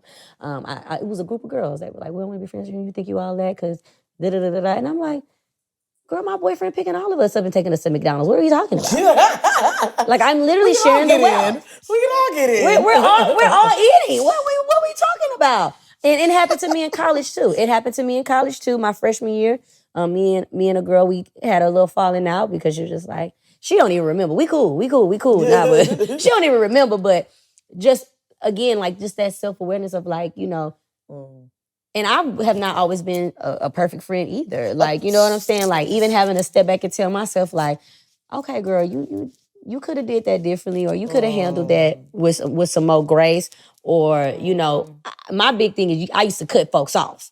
You used to didn't get no explanation from me. Once you do some stuff I don't like, you're done. I'm not giving you no explanation. It didn't start until probably like 25 when I was like, okay, we gotta really talk about our feelings. And oh my God, I did that to so many girls. You did something. What? Like you throw something in. I remember I had a situation. You know how you confide in a friend, you telling them like just different stuff. She got mad at me. When she got mad at me, she threw things that I confided in her in my face about me. Oh. She got cut off, no explanation. We had our little talk. I said, you ain't gotta worry about me no more. She tried to, you don't come back. You can't come back. Like I was not messing with her for years. Even to this day, it's still not the same. But that's only because I take friendship so serious. Anything relationship-wise, I take very serious. But friendship seriously because it's only me. So my friends are my siblings. So when you hurt me or you trying to, like, I know I'm a piece of work. I don't mind you telling me about myself, but anytime you're throwing things in my face that I'm confiding in you about, or you're taking things from my past to try to make your point about something that ain't got nothing to do with what you mad about, oh, you used to get cut. See, when we get nasty like that, like, I'm confiding in you about how I feel. Whether I'm right or wrong, I feel like your job is to be a listener. That is your job, is to be a listener. But, I mean, using that against me is just, what did we gain here? Now you've lost a friend for what? Nasty work. Like, oh my goodness. It's just, and you said something that was so, so important. You said that you can also be a piece of work. You know, I've had those moments where I'm like, okay, I didn't even know I was being a good friend. And then I have those times where I knowingly know I wasn't being a good friend. Because sometimes I just be like, I don't feel like putting the work in today. I'm gonna be honest with you. Sometimes you need a break. Sometimes I just want to work. I just want to break from being a friend. Like, I just want to just sit. But I know that I don't know. Like, I feel like, Clarice, you know better, first of all. Mm-hmm. You know, you know better. You wanting to, like, you know, knowingly be a mean person. Like, I'm not even a mean person, you know. You wanting to just, like, because it's not even me just being mean. I think it's just me not wanting to show up for something. Me not wanting to put in the extra work because I feel like it's work to put in the extra work. And it really don't even be that much work. Right. It's just me being lazy. It's just me being lazy. You ever went on a girls trip? A girl... Both of y'all. Who hasn't? And you know, I feel like a girls trip is just a cluster of women who cannot communicate. It's just a whole, and by the end, you end up with no friends, or some friends, or half a friend, or... So I can't say I've never went on a trip and ended not being friends. We gonna stay friends. I had one. I had one. Y'all had one? One trip. Okay, what happened? Nah, y'all gotta tell what happened. Y'all gotta give us a little gist on what happened. It's funny because it was years ago. I actually was in LA. I was in LA. Shut down. And it was like we just had a misunderstanding. I mean, to this day, I'm just like, whatever, it is what it is. But I mean, we're cordial. We're cordial. We're cordial. What about you, Vanessa? Mine was in Jamaica, beautiful Jamaica. And we were just different. We were just really different on what we wanted to do. You know, I'm the girl, if I wake up tomorrow and it's your birthday, I don't care, okay? I'm going to try to go. I'm sunshades in Advil. We going to be there for sure. But if I pay for that vacation and we going on that vacation, sis, I'm going to do whatever I want to do. If I want to wake up and go to the spot, I'm going. If I want to go and get my feet eaten by the little fish, it's happening, okay? Right. If I want to stay here in this bed and camp, we camping. But you know, I was with my itinerary friends, and it was it was double birthdays, and you know, I'll never go on another birthday trip again, sis, because I just you gotta know who to travel with. Yeah. Now I traveled with the right person after that. Me and her were on the same accord. It was I want to lay here right now. Okay, girl, well let's do that. You want to go to the pool? We were just so easygoing, right. And that first one, it really just taught me, I can't go. Friend, I have a little itinerary, but we don't have to follow it. Yes. I have all the places for us to go if we wake up and we want to do something. Look, you know, I like a little Canva. I will send in something for you to have on your phone, but do not make one plan. Like she said, that you can't go on a trip with everybody. I think it's more sticky with women. It's more sticky with women. Thankfully, I've gone on trips with the same group of women that I love to death to this day. It gets better. I've gone with this. So that's how I am too. I know exactly who can travel with me. Mm-hmm. I got certain friends I would never travel with them. They don't know that. But I would never go nowhere with y'all. Never. It's a very specific group, and then I'm always the planner. I plan everything out, and when I plan everything out, I put in a disclaimer: you are not obligated to go. No. And if you late, you just gonna get left. Cause I'm not gonna. You're not gonna have me. Where are you at? Where you at? Why you ain't here, girl? Stay asleep. We gone. We gone. I don't care about you wasting your money. My money is paid, and I'm gonna go ahead and go by my way. You ain't gotta come. You want to be sleepy, and my thing is because I am like that when I plan. And I mean, I be planning trips for like 15 of us. Every birthday I have is 15 plus. All girls. Sometimes a few men. But we don't never had no issues because they know Tiaramy just gonna have you the itinerary. You do what you want. We do a resort. I don't want no Airbnb because I don't want you in my space. But here's my thing. I don't know what is wrong with going on trips with people and people not realizing you don't have to follow the itinerary. Like, I feel like you pay for that flight ticket. Yeah. You pay for that hotel. Grown. You paid for whatever excursions you wanted to do. We all have our own lives. Everybody has their own experience. And then when we're 30 plus, gang, 30+ We gang got time for ain't that. got no business doing everything together and just like holding hands. And Girl, just let me go read a book on the doing beach. Leave me everything together. alone. We Girl, are grown. I'm Some of us like, have jobs we got to still come tap in. We on. make some of them might be in master's programs. Ain't no telling. Come on, and Kids. everybody doesn't like the same thing that you like, even if it's your birthday. Some people want, like, and I appreciate those that go on birthday trips with me and want to do the things that I like to do, but I also let them know that, look, it's free game. It's free reign. Like, look, I mean, I have a cousin that lives in London. Anytime I go to Europe, we have an itinerary, but she loves her me time. She loves her me time. you She's don't be always like, offended. I'm never offended. I love that. That's how it's never supposed to be. offended. I'm like, okay, sis, go do you. I'm gonna go get some breakfast. I'm gonna go do this. I'm gonna go do that. Whatever. But like, she literally has her me time, and I absolutely love that she still has her me time on vacation. I feel like, and it allows you to even enjoy the experience a little bit more, and just kind of like just sit out, do whatever you want to do. I feel like we all paid our money. Now, let me tell you something. I'm upset. Now, hold what on you about now. to say? If I pay for your ticket, Sis, you doing everything. and your ass talking about some, I ain't going with you, Rece. Oh, yes, you are.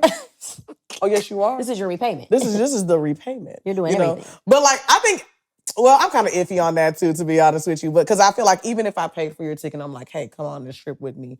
Or if I paid for your hotel room, and I'm like, look, the world is your oyster. I still want you to experience that too, but I ain't gonna lie. I paid for this excursion. We're gonna do it together. I like self-love. We talking about self-love. I like self-love on vacation. I need it. And it's something about it. I mean, I went with a friend. Shout out to that friend. Shout out to that Mexico friend, because it was the best. I would wake up early. I'm gonna wake up early. I want to go to the buffet. She's like, I'm sleeping here. Okay. I'll be ready when you come back. Right. I would send breakfast to the room. We'd always have some mimosas ready. So I already did me. I already rode by the beach. So by the time you get up, I'm happy. Yeah. And I'm in my space. And I feel like as long as you give me that, it was times I wanted to be in the water. Okay, friend, I'm gonna sit over here in this little thing. Shades on, she was doing her thing, suntanning. I was all in the pool.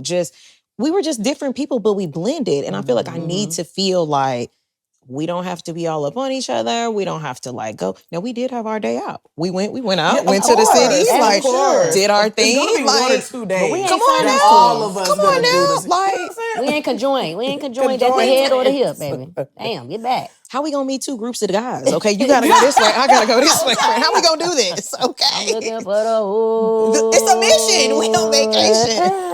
See, even with that, because like you'll go on your trips. You go on trips with like you have a group of girls. Sexy. Some of y'all single. Some of y'all single. Some of y'all married. Correct. And of course, the married group is like, oh yeah, we gonna Yeah, we gonna chill. Y'all single y'all girls. gonna do that. I'll be All right, I'm gonna Hey, talk to y'all y'all fun. later. Like it be like that sometimes, and I'm like, that's okay. We don't have to do everything together, and even if we do everything together, like I mean, you don't have to be in the club the whole night. Y'all could have You told can me it go was a whenever sin. you I didn't know want. it was a sin to be like, no, I'm not going. I don't even want to go to that. I can't even wake up for 8:30. Right. Okay, Hey man, I can't. I've been on trips where I was on a trip in Miami. I'll never forget. It was like 4 or 5 of us. One of them stayed in the hotel the whole weekend. You're lying. Was she happy? She was just bliss, pure bliss. She said, I don't She even want to go loved nowhere. it. I just want to Well, stay in the house. sis, She I ain't was mad. like, oh, well, sis, I'm out here for you. I was like, you don't want to go even to happy hour? My presence is here. She's I like, see when I'm you get just, back. Rece, I'm here for you. It's your birthday. Like, I'm just so happy. And I'm like, look, you happy on that bed? Girl, do you? Do you? As for me and Ocean Drive, we finna go meet real quick. All gas, no Like, break. you know what I'm saying? Like, but she was so happy to be in the room, and I wasn't angry. I wasn't angry, but I mean, I'm that friend that I'm not gonna pull you. I don't want to feel like I'm pulling teeth. Exactly. Because you paid for your ticket. I didn't pay for your ticket. Hello. I didn't pay for you. I didn't pay for your side of the hotel. You did all that. So, I mean, do you? But I mean, that's just the kind of Even couples, like I tell because some of my friends are married or have a relationship. I'm like, bring your man. We don't care. I do not care. It's open invitation. Some stuff, of course, is just girls trip. Of course. Because I know my friends that they got kids. I'm like, you can bring whoever you like. You want to bring that man, bring that man. You can be with your boo all day. I don't care. The fact that you spent your money to come and celebrate with me is just enough. That's just enough. I've definitely had friends bring their spouses on the trips, and we might see them a little bit, and we might not. And it don't be no love lost. Nobody got no attitude. Now you come on a trip and you got attitude, you ain't coming with me no more. I hate people with bad attitudes. How we on vacation? Like, why we on vacation? How you angry on vacation? What are you angry about? What are you angry about? What are you mad about? Baby, you gonna put a smile on. You don't see this water? Right. I can't even. Yeah, I can't be angry on You don't vacation. see It this doesn't boat? make sense. I don't like This bad food? attitude. Talk to me 4 days later, then we can Or start then. people who got a penny pinch and complaining about But why everything. did you come though? But why did you come? Now, see, I don't mind paying $20 park out of town. Because we don't got a choice. Out the country. We don't got a choice. Honestly, in town too. I just be talking shit about Houston. I'm just never gonna let that go because they just dragged me on the internet today. I'm never gonna let it go, you suckers. Y'all better stop dragging my friend. But like when I go out of town, I'm balling. I'm making it rain, honey. I make it rain on the control. moon. I don't even care what it is, friend. We're trying to I think about it go. when I get back. Car about to max out. I figured out when I get home. We're having a good time. I'm living. I don't think anybody's thinking about what they're spending when they're on vacation. Child, because you'd be we're surprised. coming out. I mean, you're right. You're actually right. Well, how much, girls? Just stay back. See, this is why I go on trips with the same people. This is why I go on trips with the same people. Me too. I had one. Because I had this one is not like my that. problem. I said, she can't go with me no more because she complaining about the money too much. That was about 2016. Ain't came again. You can't go with me. I go with. Do you I got go your on money trips right? with the same people. I never have to worry about like, that's too much. I mean, of course, and especially like I'm a planner. I like to create itineraries and stuff like that. Give you a gist of what you're going to pay. You know now what that I appreciate. You got to tell me what we're going to do. Yeah, I'm gonna give you a range. No, I'm not gonna have you like, we're not finna. I'm not finna tell you. Oh, we finna go. We're going to Steak 48 every day now. Like we going to. No, we're not finna be doing that. Like, of course not, because like we still need to be smart, you know. But I still want us to have a good time. But I'm gonna always put the price range on the itinerary or whatever, and sometimes we don't even do everything on the itinerary. You never do. You never do. A list full of stuff. You know, like Baby did 2 out of the 5. List. It do. Like, but, child, we sleepy today. We gonna stay in. You know what I'm saying? We went all out of there. We went to trips to this, but it was necessary. No, but trips is part of self-love, baby. You gotta love yourself on that damn trip, okay? Nah, for real though. Like I think just going back to even since we're even on the topic of love languages, I just need to get back on this topic of even like luxury and designer and things like that. Because I know we were talking about earlier about how we base our value on what other people are posting and what other people are pretty much showcasing and displaying and things like that, which could typically sometimes be a lie. Studies literally show, guys, that a lot of women's love language is not even designer.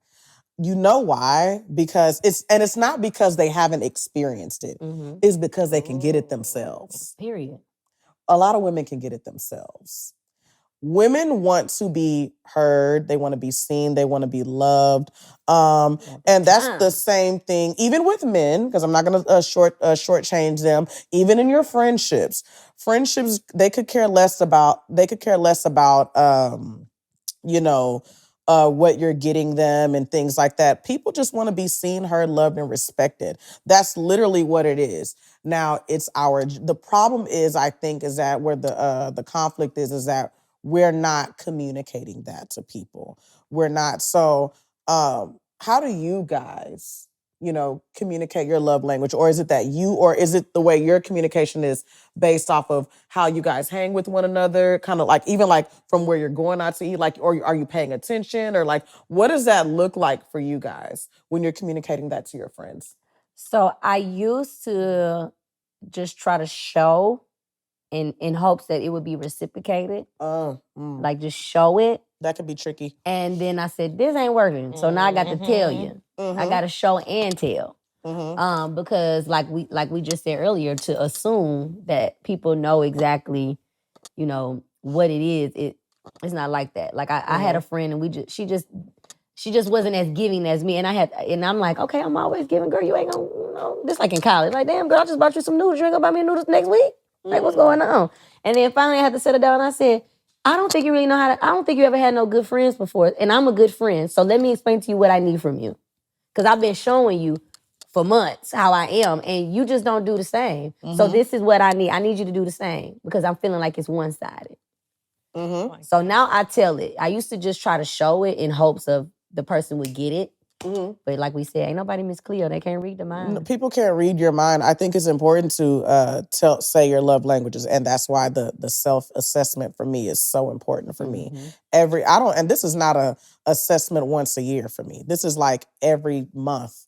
I'm like, because things change, your moods change, everything changes, So I think it's very important for you to communicate what your love languages are, because it's like kind of like, even in a romantic relationship, I feel like, I always get that one friend that calls me and says, Rece, he wasn't paying attention. I don't like hookah, and I'm like, well, you just told me your first date was at a hookah lounge.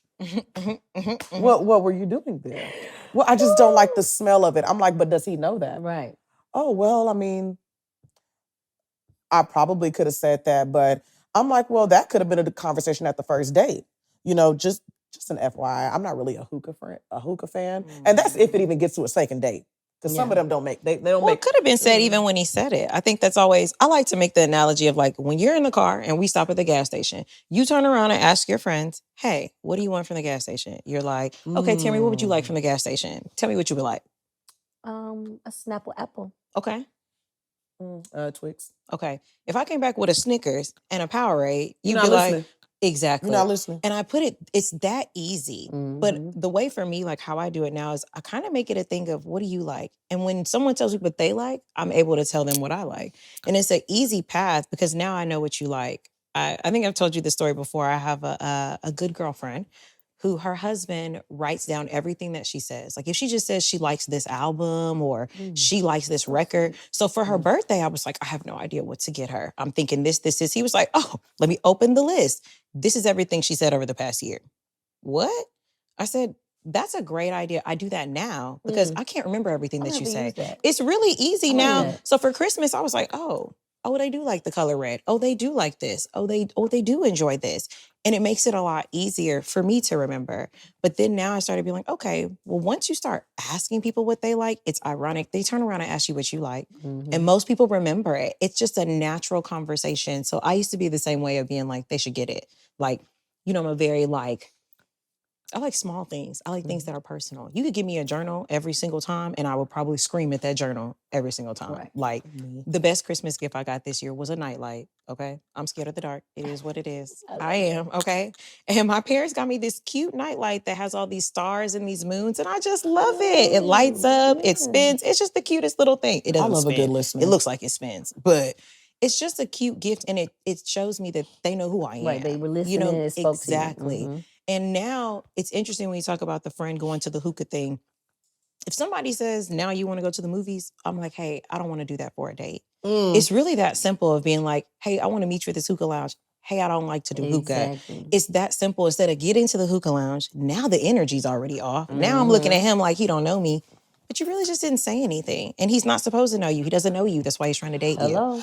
So I feel like it's a whole act of understanding, like you have to ask people theirs as well and understand yours and understand how to communicate that. But showing it to me, I'm the same way. It doesn't get you the same response as being very vocal. But once you say, hey, I like flowers. Hey, my favorite color is pink. Generally, people remember little things that you don't have to remind them. If I say I like interactive dates and you're taking me to the movies, I think you're not listening. But I state that before I get there. And that's what I'm trying to do now rather than really getting there. Good that you state that before, because I feel like, just hearing some of my friends that are in the dating field right now, like some of them, I think the problem is that they're not stating what they like in advance. It's the idea of, well, someone's taking me out. Wherever they're taking me out, at least they paying for it. Come on now. And it's like, that's cool that they're paying for it, but you don't like that place. Right. You don't like those things. And you can pay for it yourself, girl. And that part too, you can. And I feel like deep to just go because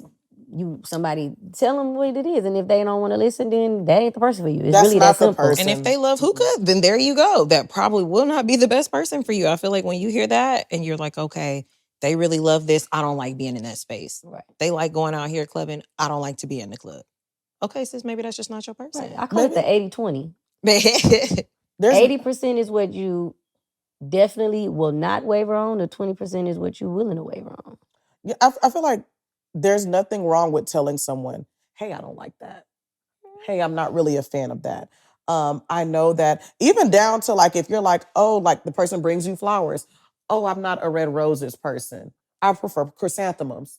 You can say that. But then we just have this thing in our heart. We go home, oh, I just don't like them. They don't know you. And you don't know them. Girl. And you don't know them. I feel like it's like a nail tech where you're like, I don't want to tell her that I don't like my nails, girl. What? You're paying I'm for paying it. for it, baby. You're paying you for got to redo it. This one. Like, and that's why I always tell like a lot of my very good friends is that like, don't be so enamored with the Gucci bag. Don't be so excited about those small, like those little trinkets, because one, I know for a fact that you don't like them. You don't like them. You like them because you saw somebody on the internet enjoying hers. Mm-hmm.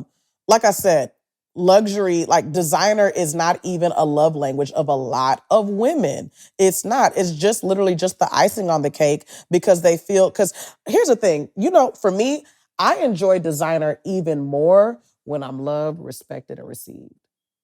Oh. I don't care about none of that stuff if I don't have any of that stuff in the beginning.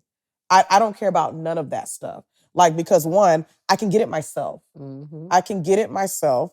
And I've gotten it before myself. And a lot of the women that are in my life, they can get it themselves. I have women in my life that are literally getting homes for themselves. They're getting brand new cars. They're doing so many different things for themselves.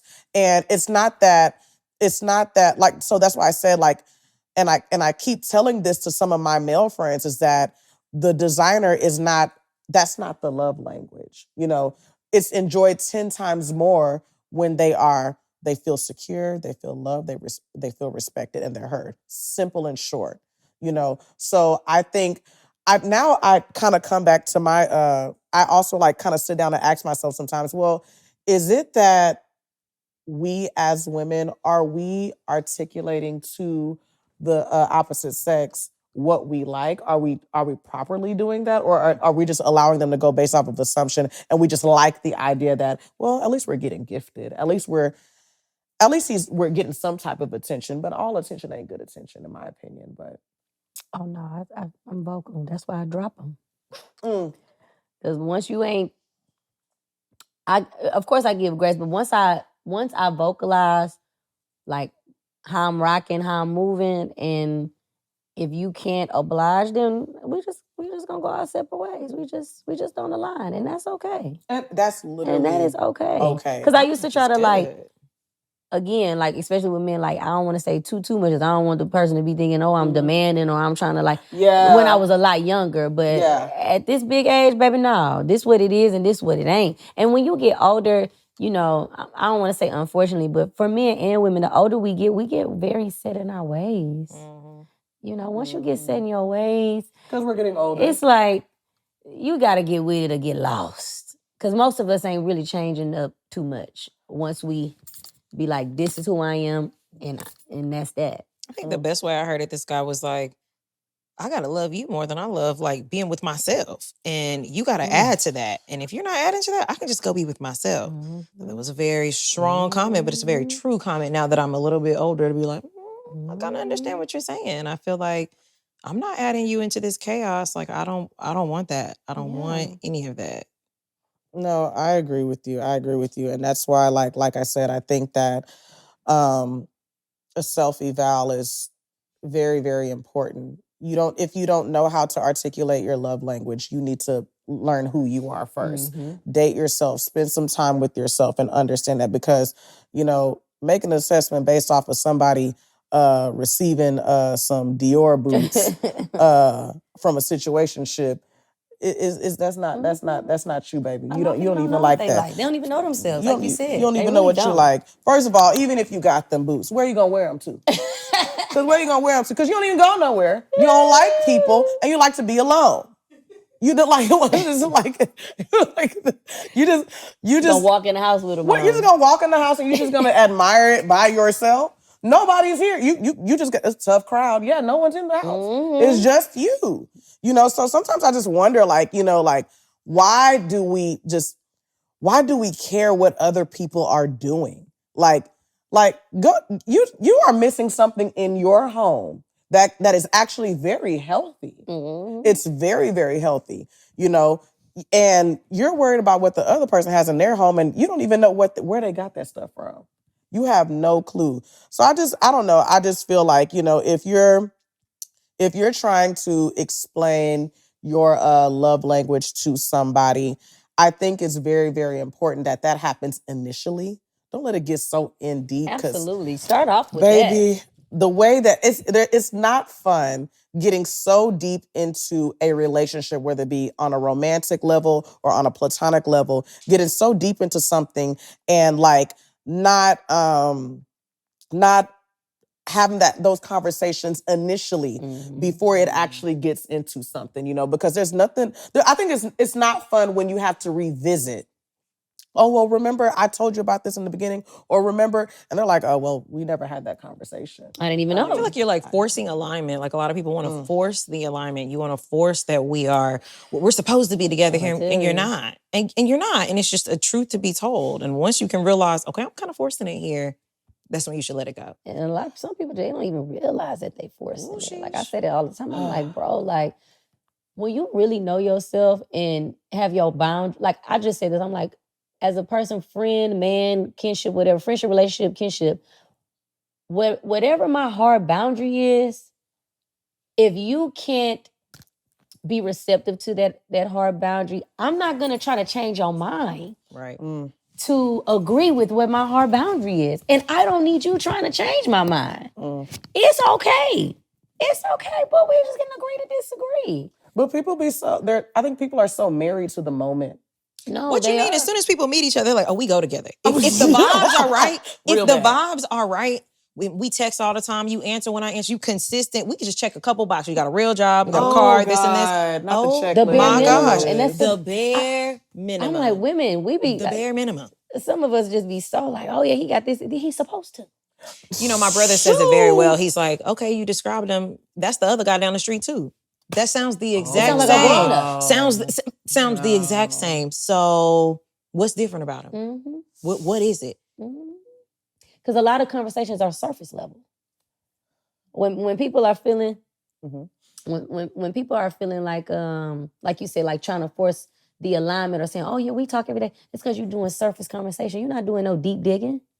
You're not really asking nobody. I gotta go. I got to go. What's your family dynamic like? What do you see yourself in the next few years? Do you want children? How do you want to discipline your children? How were you disciplined as a child? What is your views on finances? How do you have a savings? Do you believe in investments? Do you like to travel? I got friends that date me and they ain't no nigga don't even like to get on the plane. I have friends that don't like to travel, and you with a man that ain't like to go no damn well. What y'all been doing? Just going to the bar every day and just drinking and freaking? Ain't nothing wrong with that, but I'm just saying. You know, if you look on some of the deeper in the ocean, baby, you're gonna have to dig in the depths of the soul and figure it out. Not just no soul. Yeah. So what you do today? Our work is crazy. Come on now. Right. How was your day? Come on now. The day was the day. It's the same day it's been for the last 365 damn days. Now, let's talk about something else. No, like, you know, you're so right. I feel like we only like the surface level. That's why we are only married to moments. We are so married to moments. We're only like, oh man, like you said, we go together. Like, love at first sight. Love at first sight. Like, it's just like, first of all, this love at first sight thing, you don't even know him. And he don't know you. It's love at first, I want to freak you. That's what it is. Ooh, child. You look good, I look good, we go together. That's it. If it only stops at the physical attraction part, like, guys, y'all don't know each other. No. Y'all don't know each other. Not yet. Not yet. You don't even know my favorite color. I tell people, look, y'all see Snap, folks be married for 10 years and then slice the motherfucking neck off. And you thought they knew each other? I didn't even know I was dating a serial killer. Not you on America's Most Wanted. Child. No, like for real. And like I feel like you know, you hear stories like that. It's true. Okay. It's Which true. y'all No, want it's people to true. do It's Motherfuckers very been that. married true. 20, It's very 25 true. years. Whole time the wife or the husband been cheating and plotting on them to take the insurance money. I'm gonna dump this bitch in a river. And I'm gonna be like, oh no, oh, she fell one night drinking wine. I don't know what happened. Whole time, you got that $1 million policy? Okay, but make sure it's in my name. Put it in this account overseas. I'll meet you over there in a few hours. You hear stories like that. You hear people that are getting married or engaged to people that are totally opposite. And that's the scary Totally part. opposite. It's so scary. Do we ever really know each other? Because we change and evolve every day. I'm not the same person I was yesterday. But people get those red flags early. You're right. And the thing is, we they see 'em. kind of like, you see them and they're literally like, ignore 'em. hey, here, red flag. But we refuse to take that flag and be like, oh, okay. We have empathy right there. It's okay. We have grace. What you say, Higher that empathy got more than empathy boundaries? You say empathy's over boundaries? Yeah. That's what we start to do. We start compromising our peace, who we are, Self-worth. our self-worth, just to make this person feel happy. Well, And the I'm whole just time like, it starts with you.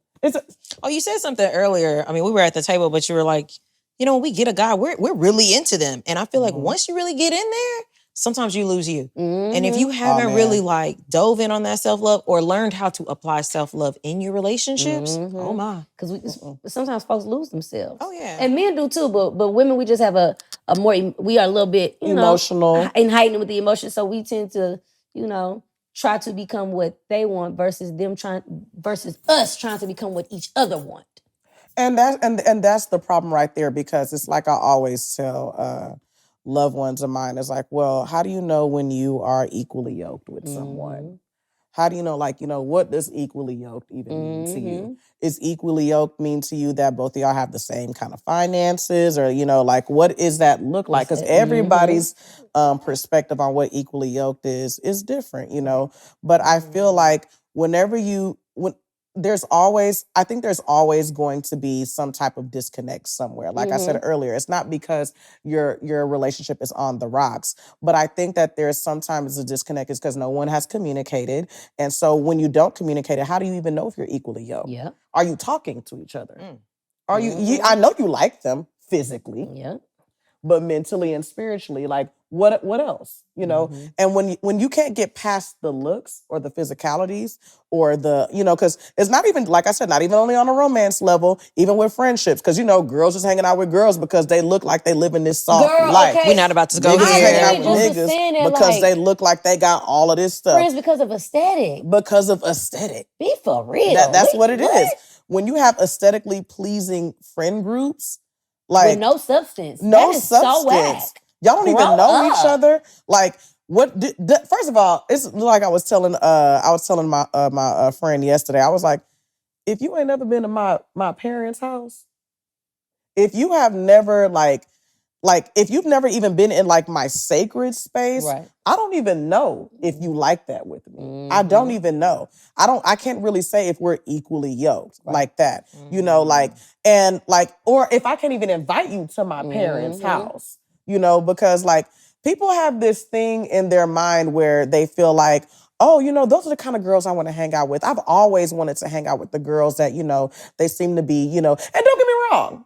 You do have, especially if you want to become somebody, if you want to, say, for instance, if you want to be this accountant, of course you want to hang out with, like-minded people or, whatever that occupation is that you want. But I feel like I'm starting to see a trend with friend groups. I'm starting to see a trend. The girls that do this, the guys that do this, the women that do this, you name it. And it's just look like this together. Because we look like this together. But secretly, we hate each other's guts. Okay. We hate each other's guts. I thank God every day I'm not in groups like that. But it is, I can only imagine how draining it is to get up, beat your face, get dressed, and go hang out with people that you don't even know if you like, but they're aesthetically pleasing. That's that self-love thing though too. Because if you loved yourself, you wouldn't even subject yourself to that type of BS. Come on. I need my friends with substance. Oh, okay. Come on. There's substance in your life that bring value, add value. You want assets, not liabilities, baby. Come on. can I have a healthy conversation with you? Right. Can you cover me? Can we pray? Can you pray for me when I can't pray for Right, myself? Man. Right. That's a big one too, depending on spirituality. Like I'm big on that. Like I'm gonna always talk about God and let you know. And it's Come come on. to You the need to point pray now. Jesus on is it. the You homie, need to- honey. It's in every conversation. It just comes out. It's a language at this point. I don't know how to not talk about God. I Can't don't move know how without to him. do that. I can't move without him. That Never just do. it is what It's it crazy. is. And I realize that that's just a part of me, you know. And I thank God every day that I have a community I can pick up the phone and be like, hey, let's pray together. Pray with me real quick. I need you to pour into me. I need a vent real quick. And they're always gonna respond, well, sis, did you talk to God about that? You know, you have a relationship. They always remind me, hey, remember, Rece, you wrote this down. Remember, you need to go revisit that. You know, so just having those people that have wisdom, you know, for me is so important in my relationships. So sometimes, like when I'm like hearing other like women, I have little cousins, you know, they growing up, they're young, and you know, they're just like, oh my God, I really want to I'm trying to get like sis over here. I'm trying to get like, I'm like, you don't need to get like nobody. Get like you. You need and to get with like God. you and get with God. You need to sit down and literally do a self-eval. First of all, you only 18 years old. You don't even know yourself. You haven't even experienced life yet. You have not experienced. You can do all that stuff later on. But like, figure out who you are first. Like, and you don't, and even with this whole thing of dating, like, you don't have to date now. You don't have to, like, you're not beating the time clock. You're not beating the clock. It's not a race. Exactly. It's not a race. You don't have to even, I tell my friends in their 30s now, why are you such in a rush to go do something that you're not ready for? Because Why are you such in a marriage rush? ain't no playground. Listen, Folks be Listen. thinking they ready and they really not. it is a daily death. Because you got to choose to love somebody. Love ain't no feeling, and that's where a lot of y'all be getting misconstrued. Man, listen, The folks be thinking I don't got that feeling because it's a choice. it's You a got to daily wake up death. every day to choose to love that person, even when you don't like them. All of my married Just like God friends, loves his children. Every time we sin, he still chooses to love he us still in spite chooses of. to, come on. I Like, just love and that. you know, but you know, the thing about it is, like, I feel like even with like, you know, relationships and things like it is that people truly don't know because they've never experienced it. It's like I tell my little cousins all the time, like, you have never experienced like true love. I know you were, I love him so much. He was my first, like, I was once 18. We were once 17. We have all been there, you know. But I feel like I tell my little cousins all the time, you haven't even experienced true love. You don't even have to give yourself the way you think you need to give yourself. You know why? Because you don't have to. Don't make it a burden if you don't have to. Right. You know, you're 18. Go live your life and go have fun. You know, I tell that to all my little cousins going to college now. I'm like, look, they always, well, sis, what should I do when I'm going to college? Have fun. Have fun. And graduate. And graduate. Have fun and graduate. Amen. You know, and that's if you choose to finish school. Because you might have to go do something else. You might get called to do something else. Okay, go do that. But like, all I'm saying is invest in you now. Because you will never be 18 again. You will never be 19 again. You know, so self-evaluations, y'all, is just like, it is, to me, it's so important. I think it's so important. I think it's not even just, like I said, for on a romance level. It's definitely always for a platonic level, kinship, like you said as well. You know, I want people to understand the love is, you know, we use that word so loosely. Love is so broad. It really, really is. But we need to stop only connecting it to a romance level. It's on a whole spectrum. I mean, it's just, I mean, it's, love is God is love. Okay. You know what I'm saying? Like, I feel like we only have it on a romance focus on the most. focus, you know. And of course, you know, we got social media that's telling us that's how it is, because we got social media telling us how a man and a woman should behave and how they should behave in their home and how to raise their children and how to do this and how to do that. We got a how-to book. First of all, if you really knew yourself, you would know there's no book. Ain't one. Ain't no book. You winging it most of the time. You're still writing that book.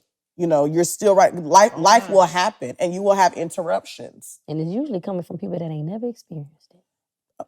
What makes you agree? You ain't never been married, ain't got no kids, Everybody's ain't never had no a long, critic. successful relationship. I don't want no advice from you. Everybody's a critic. Advise me on what you know. what you actually been through, not I'm what you telling think. that. I'm So people telling be you. like, well, I seen it. Seeing it and living it is two different things. That part. So y'all lastly, in conclusion, like how do you guys, I guess, how do you guys self-eval? What does that look like for you?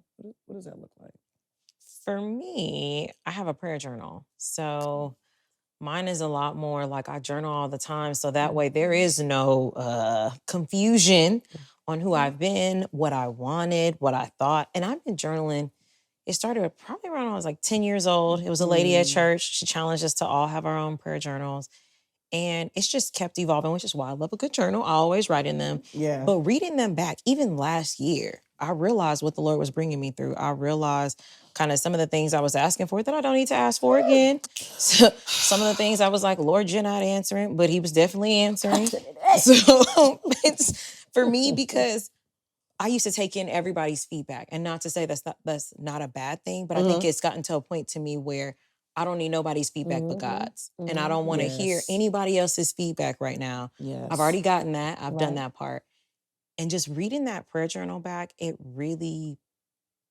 just sticks to my soul longer. I don't know how to explain that, but it's a great way. It's a great way to evaluate myself, and if I didn't have those journals, I mean, friend, I use them journals all the time. I'm missing an ex. Let me go back and read that chapter. Hold on. I'm thinking about, wow. I'm praying over love. I used to say I was addicted to love. Like that was my thing. I wanted to be in love. And reading back those prayer journals, that's where I realized that. That was all I was praying for. I wasn't being thankful. I wasn't worshiping the Lord. I wasn't asking for anything other than that. And I feel like that was a great way for me to evaluate myself. So if anybody doesn't have a prayer journal, I do think you should get a prayer journal or a journal in general, but it's just worth it. That's my favorite thing to do on vacation. I feel like my mind is clear. You can see the wonders of the Lord, and it's just the best time to even evaluate yourself then. Like, I like to take a good birthday trip, and on that birthday trip, that reflection is a little bit different because you're thinking about, okay, I'm a year older. What have I learned? Or if I really did learn anything, what's new about me? And those journals, y'all, I love that there's you nothing said like that it. because I journal every single day. I write all the time. And what I love doing is revisiting what I wrote in like 2017, 2016. I like going back to reread what I said and what I spoke to God about. And just some of my thoughts and things like that. And what it makes me realize is that, man, I really am a human being. I am a real human being, and I have feelings and I have emotions. And I hurt too, like anybody else. And I also realize that this is not a Cinderella story. I wish I had a Cinderella story where I had a glass slipper, somebody came and picked me up in a pumpkin and all types of stuff. I don't have no fairy godmother. I literally, it's just me and God. Like that's what I have. And like so and every day I'm understanding a new definition of love too. It's not just me being married or me having a family, parents, siblings, and friends and things like that. I find a new definition and a new thing about love that I experience every time.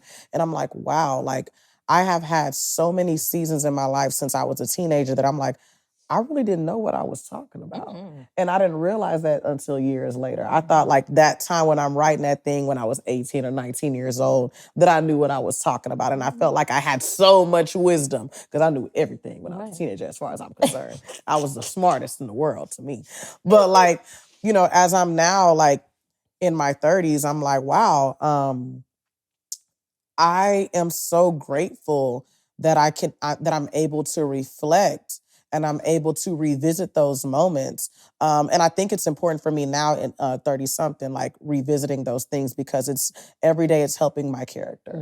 I'm building character and I'm realizing, man, that used to serve me, but that no longer serves me anymore. And I don't care to do that anymore. I don't care to invest my time in that anymore. I don't really care to. And I thank God for just being able to study and research myself because a lot of times I don't really know. I at least I thought I knew then, but I don't. And I'm still learning.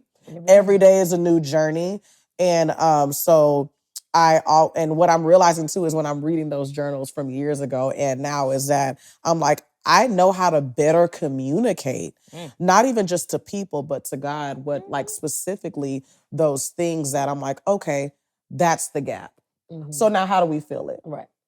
You know, so I still write. I like it is the best thing ever, whether it be in my phone, whether it be, I have like physical journals though. Like, I mean, I have stacks of journals at the house that I have kept over the years since I was a kid. And they mean a lot to me. They really, really mean a lot to me because it's something about, just reflecting and just seeing, even just the way you speak, your language changes. How far you came. How far you've come. So I love the ones where it's about like a guy. Those are stupid. It's always about a boy. It's always about a boy named Johnny. I'm the same. I have journals from me as young as like middle school. I have all my adult journals. So even my journals that I completed, like one of my journals was all about me moving to LA. And that was when I was 25. It took me 3 years to make it happen. Wow. And so anytime I'm feeling like I'm lost or feeling like it ain't making sense, I go back and I be like, you've prophesied things over your life. Come on. You've said so. And I'm still doing that to this day. I have the prayer journal. My mama got me a prayer journal last year, so I love the prayer journal. So I got the prayer journal, then I have my regular journal too. So the prayer journal is like just very specific. Like is yours like where it has the verse and then it says what we're praying for, who I'm praying for, what I'm working for. I have one like that. Okay, so that's how mine is that. broke down. So it's different categories of like who am I praying for? What am I praying for? What am I afraid of? What is today like? So it's all these different like breakdowns on the page, and I write and fill in everything. And like you said too, just going back and reflecting and just realizing like you're doing what you said you were gonna do. Just keep going, baby girl. I was just telling my mom last night, I was like, sometimes I just feel like I wish I had a conventional dream.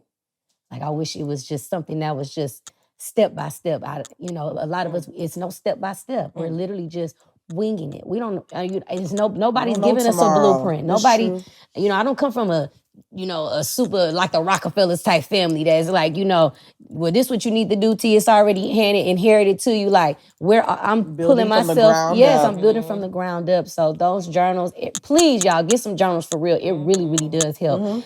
It just really does give you the confirmation that everything you said, it feels good when you have that confirmation that everything you said, whether it was a year ago, 2 years ago, 3 years ago, that it gets done. And I don't care how long ago I wrote something in my journal. If I haven't accomplished it, I'm still going back to that same thing until I cross it off. That part.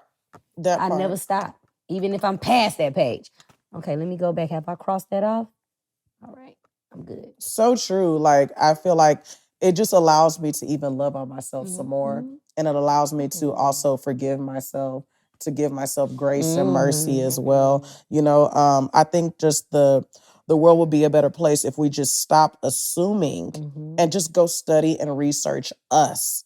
And that sometimes will take us to go back to those old journals. Part of the research. And that's a part of the research, invest our time and our effort into it, into ourselves. And so that way, the more we revisit these things, the better our relationships all across the board, exactly. Not just on a romantic aspect, but all across the board, I think writing is so important. It's just another way to truly get to know who you are. It's another way to get to know who you are, because, to be honest, a lot of people have chaotic relationships because you're allowing people to tell you who you are, allowing people to tell you who you are is not love. It's really not. And I feel like it's important for you to spend that time with yourself. Spend that ample time with yourself. And be intentional about it. Be intentional about it, because let me tell you, it's something about being intentional. I don't know. I just have a hunger to do it even more. I have a hunger to do it even more. But yeah, I'm so glad I had this conversation with you guys. That was Yeah, great. it was so good, and it was the right people for this. And I just know that this is going to help somebody, some people, a group of people. I mean, even old people too, because I know we in the 18 to 35 range or whatever. But or that's the target audience normally for this kind of stuff. But I think that it can help. A lot of what y'all said, y'all had a lot of wisdom and y'all had so much to give, and I appreciate you guys. And I love you guys for coming by and sitting with me on this good old couch. There's still food left over too, so if you want to eat again, you're more than welcome. Thank you, darling. But okay, this is the end of the episode. I hope you guys enjoyed this. I know this is exactly what you needed. So in honor of Love Month, love yourself, choose you, date yourself, please, before investing in other people. And that's on your spouse, your boyfriend, your girlfriend, your friend, your mama, your daddy, your sister, your baby cousin, your baby mama, your baby daddy. I don't care who it is. Just make sure that you spend time with yourself first. Research yourself, go study yourself. Anyway, I love you guys. Bye.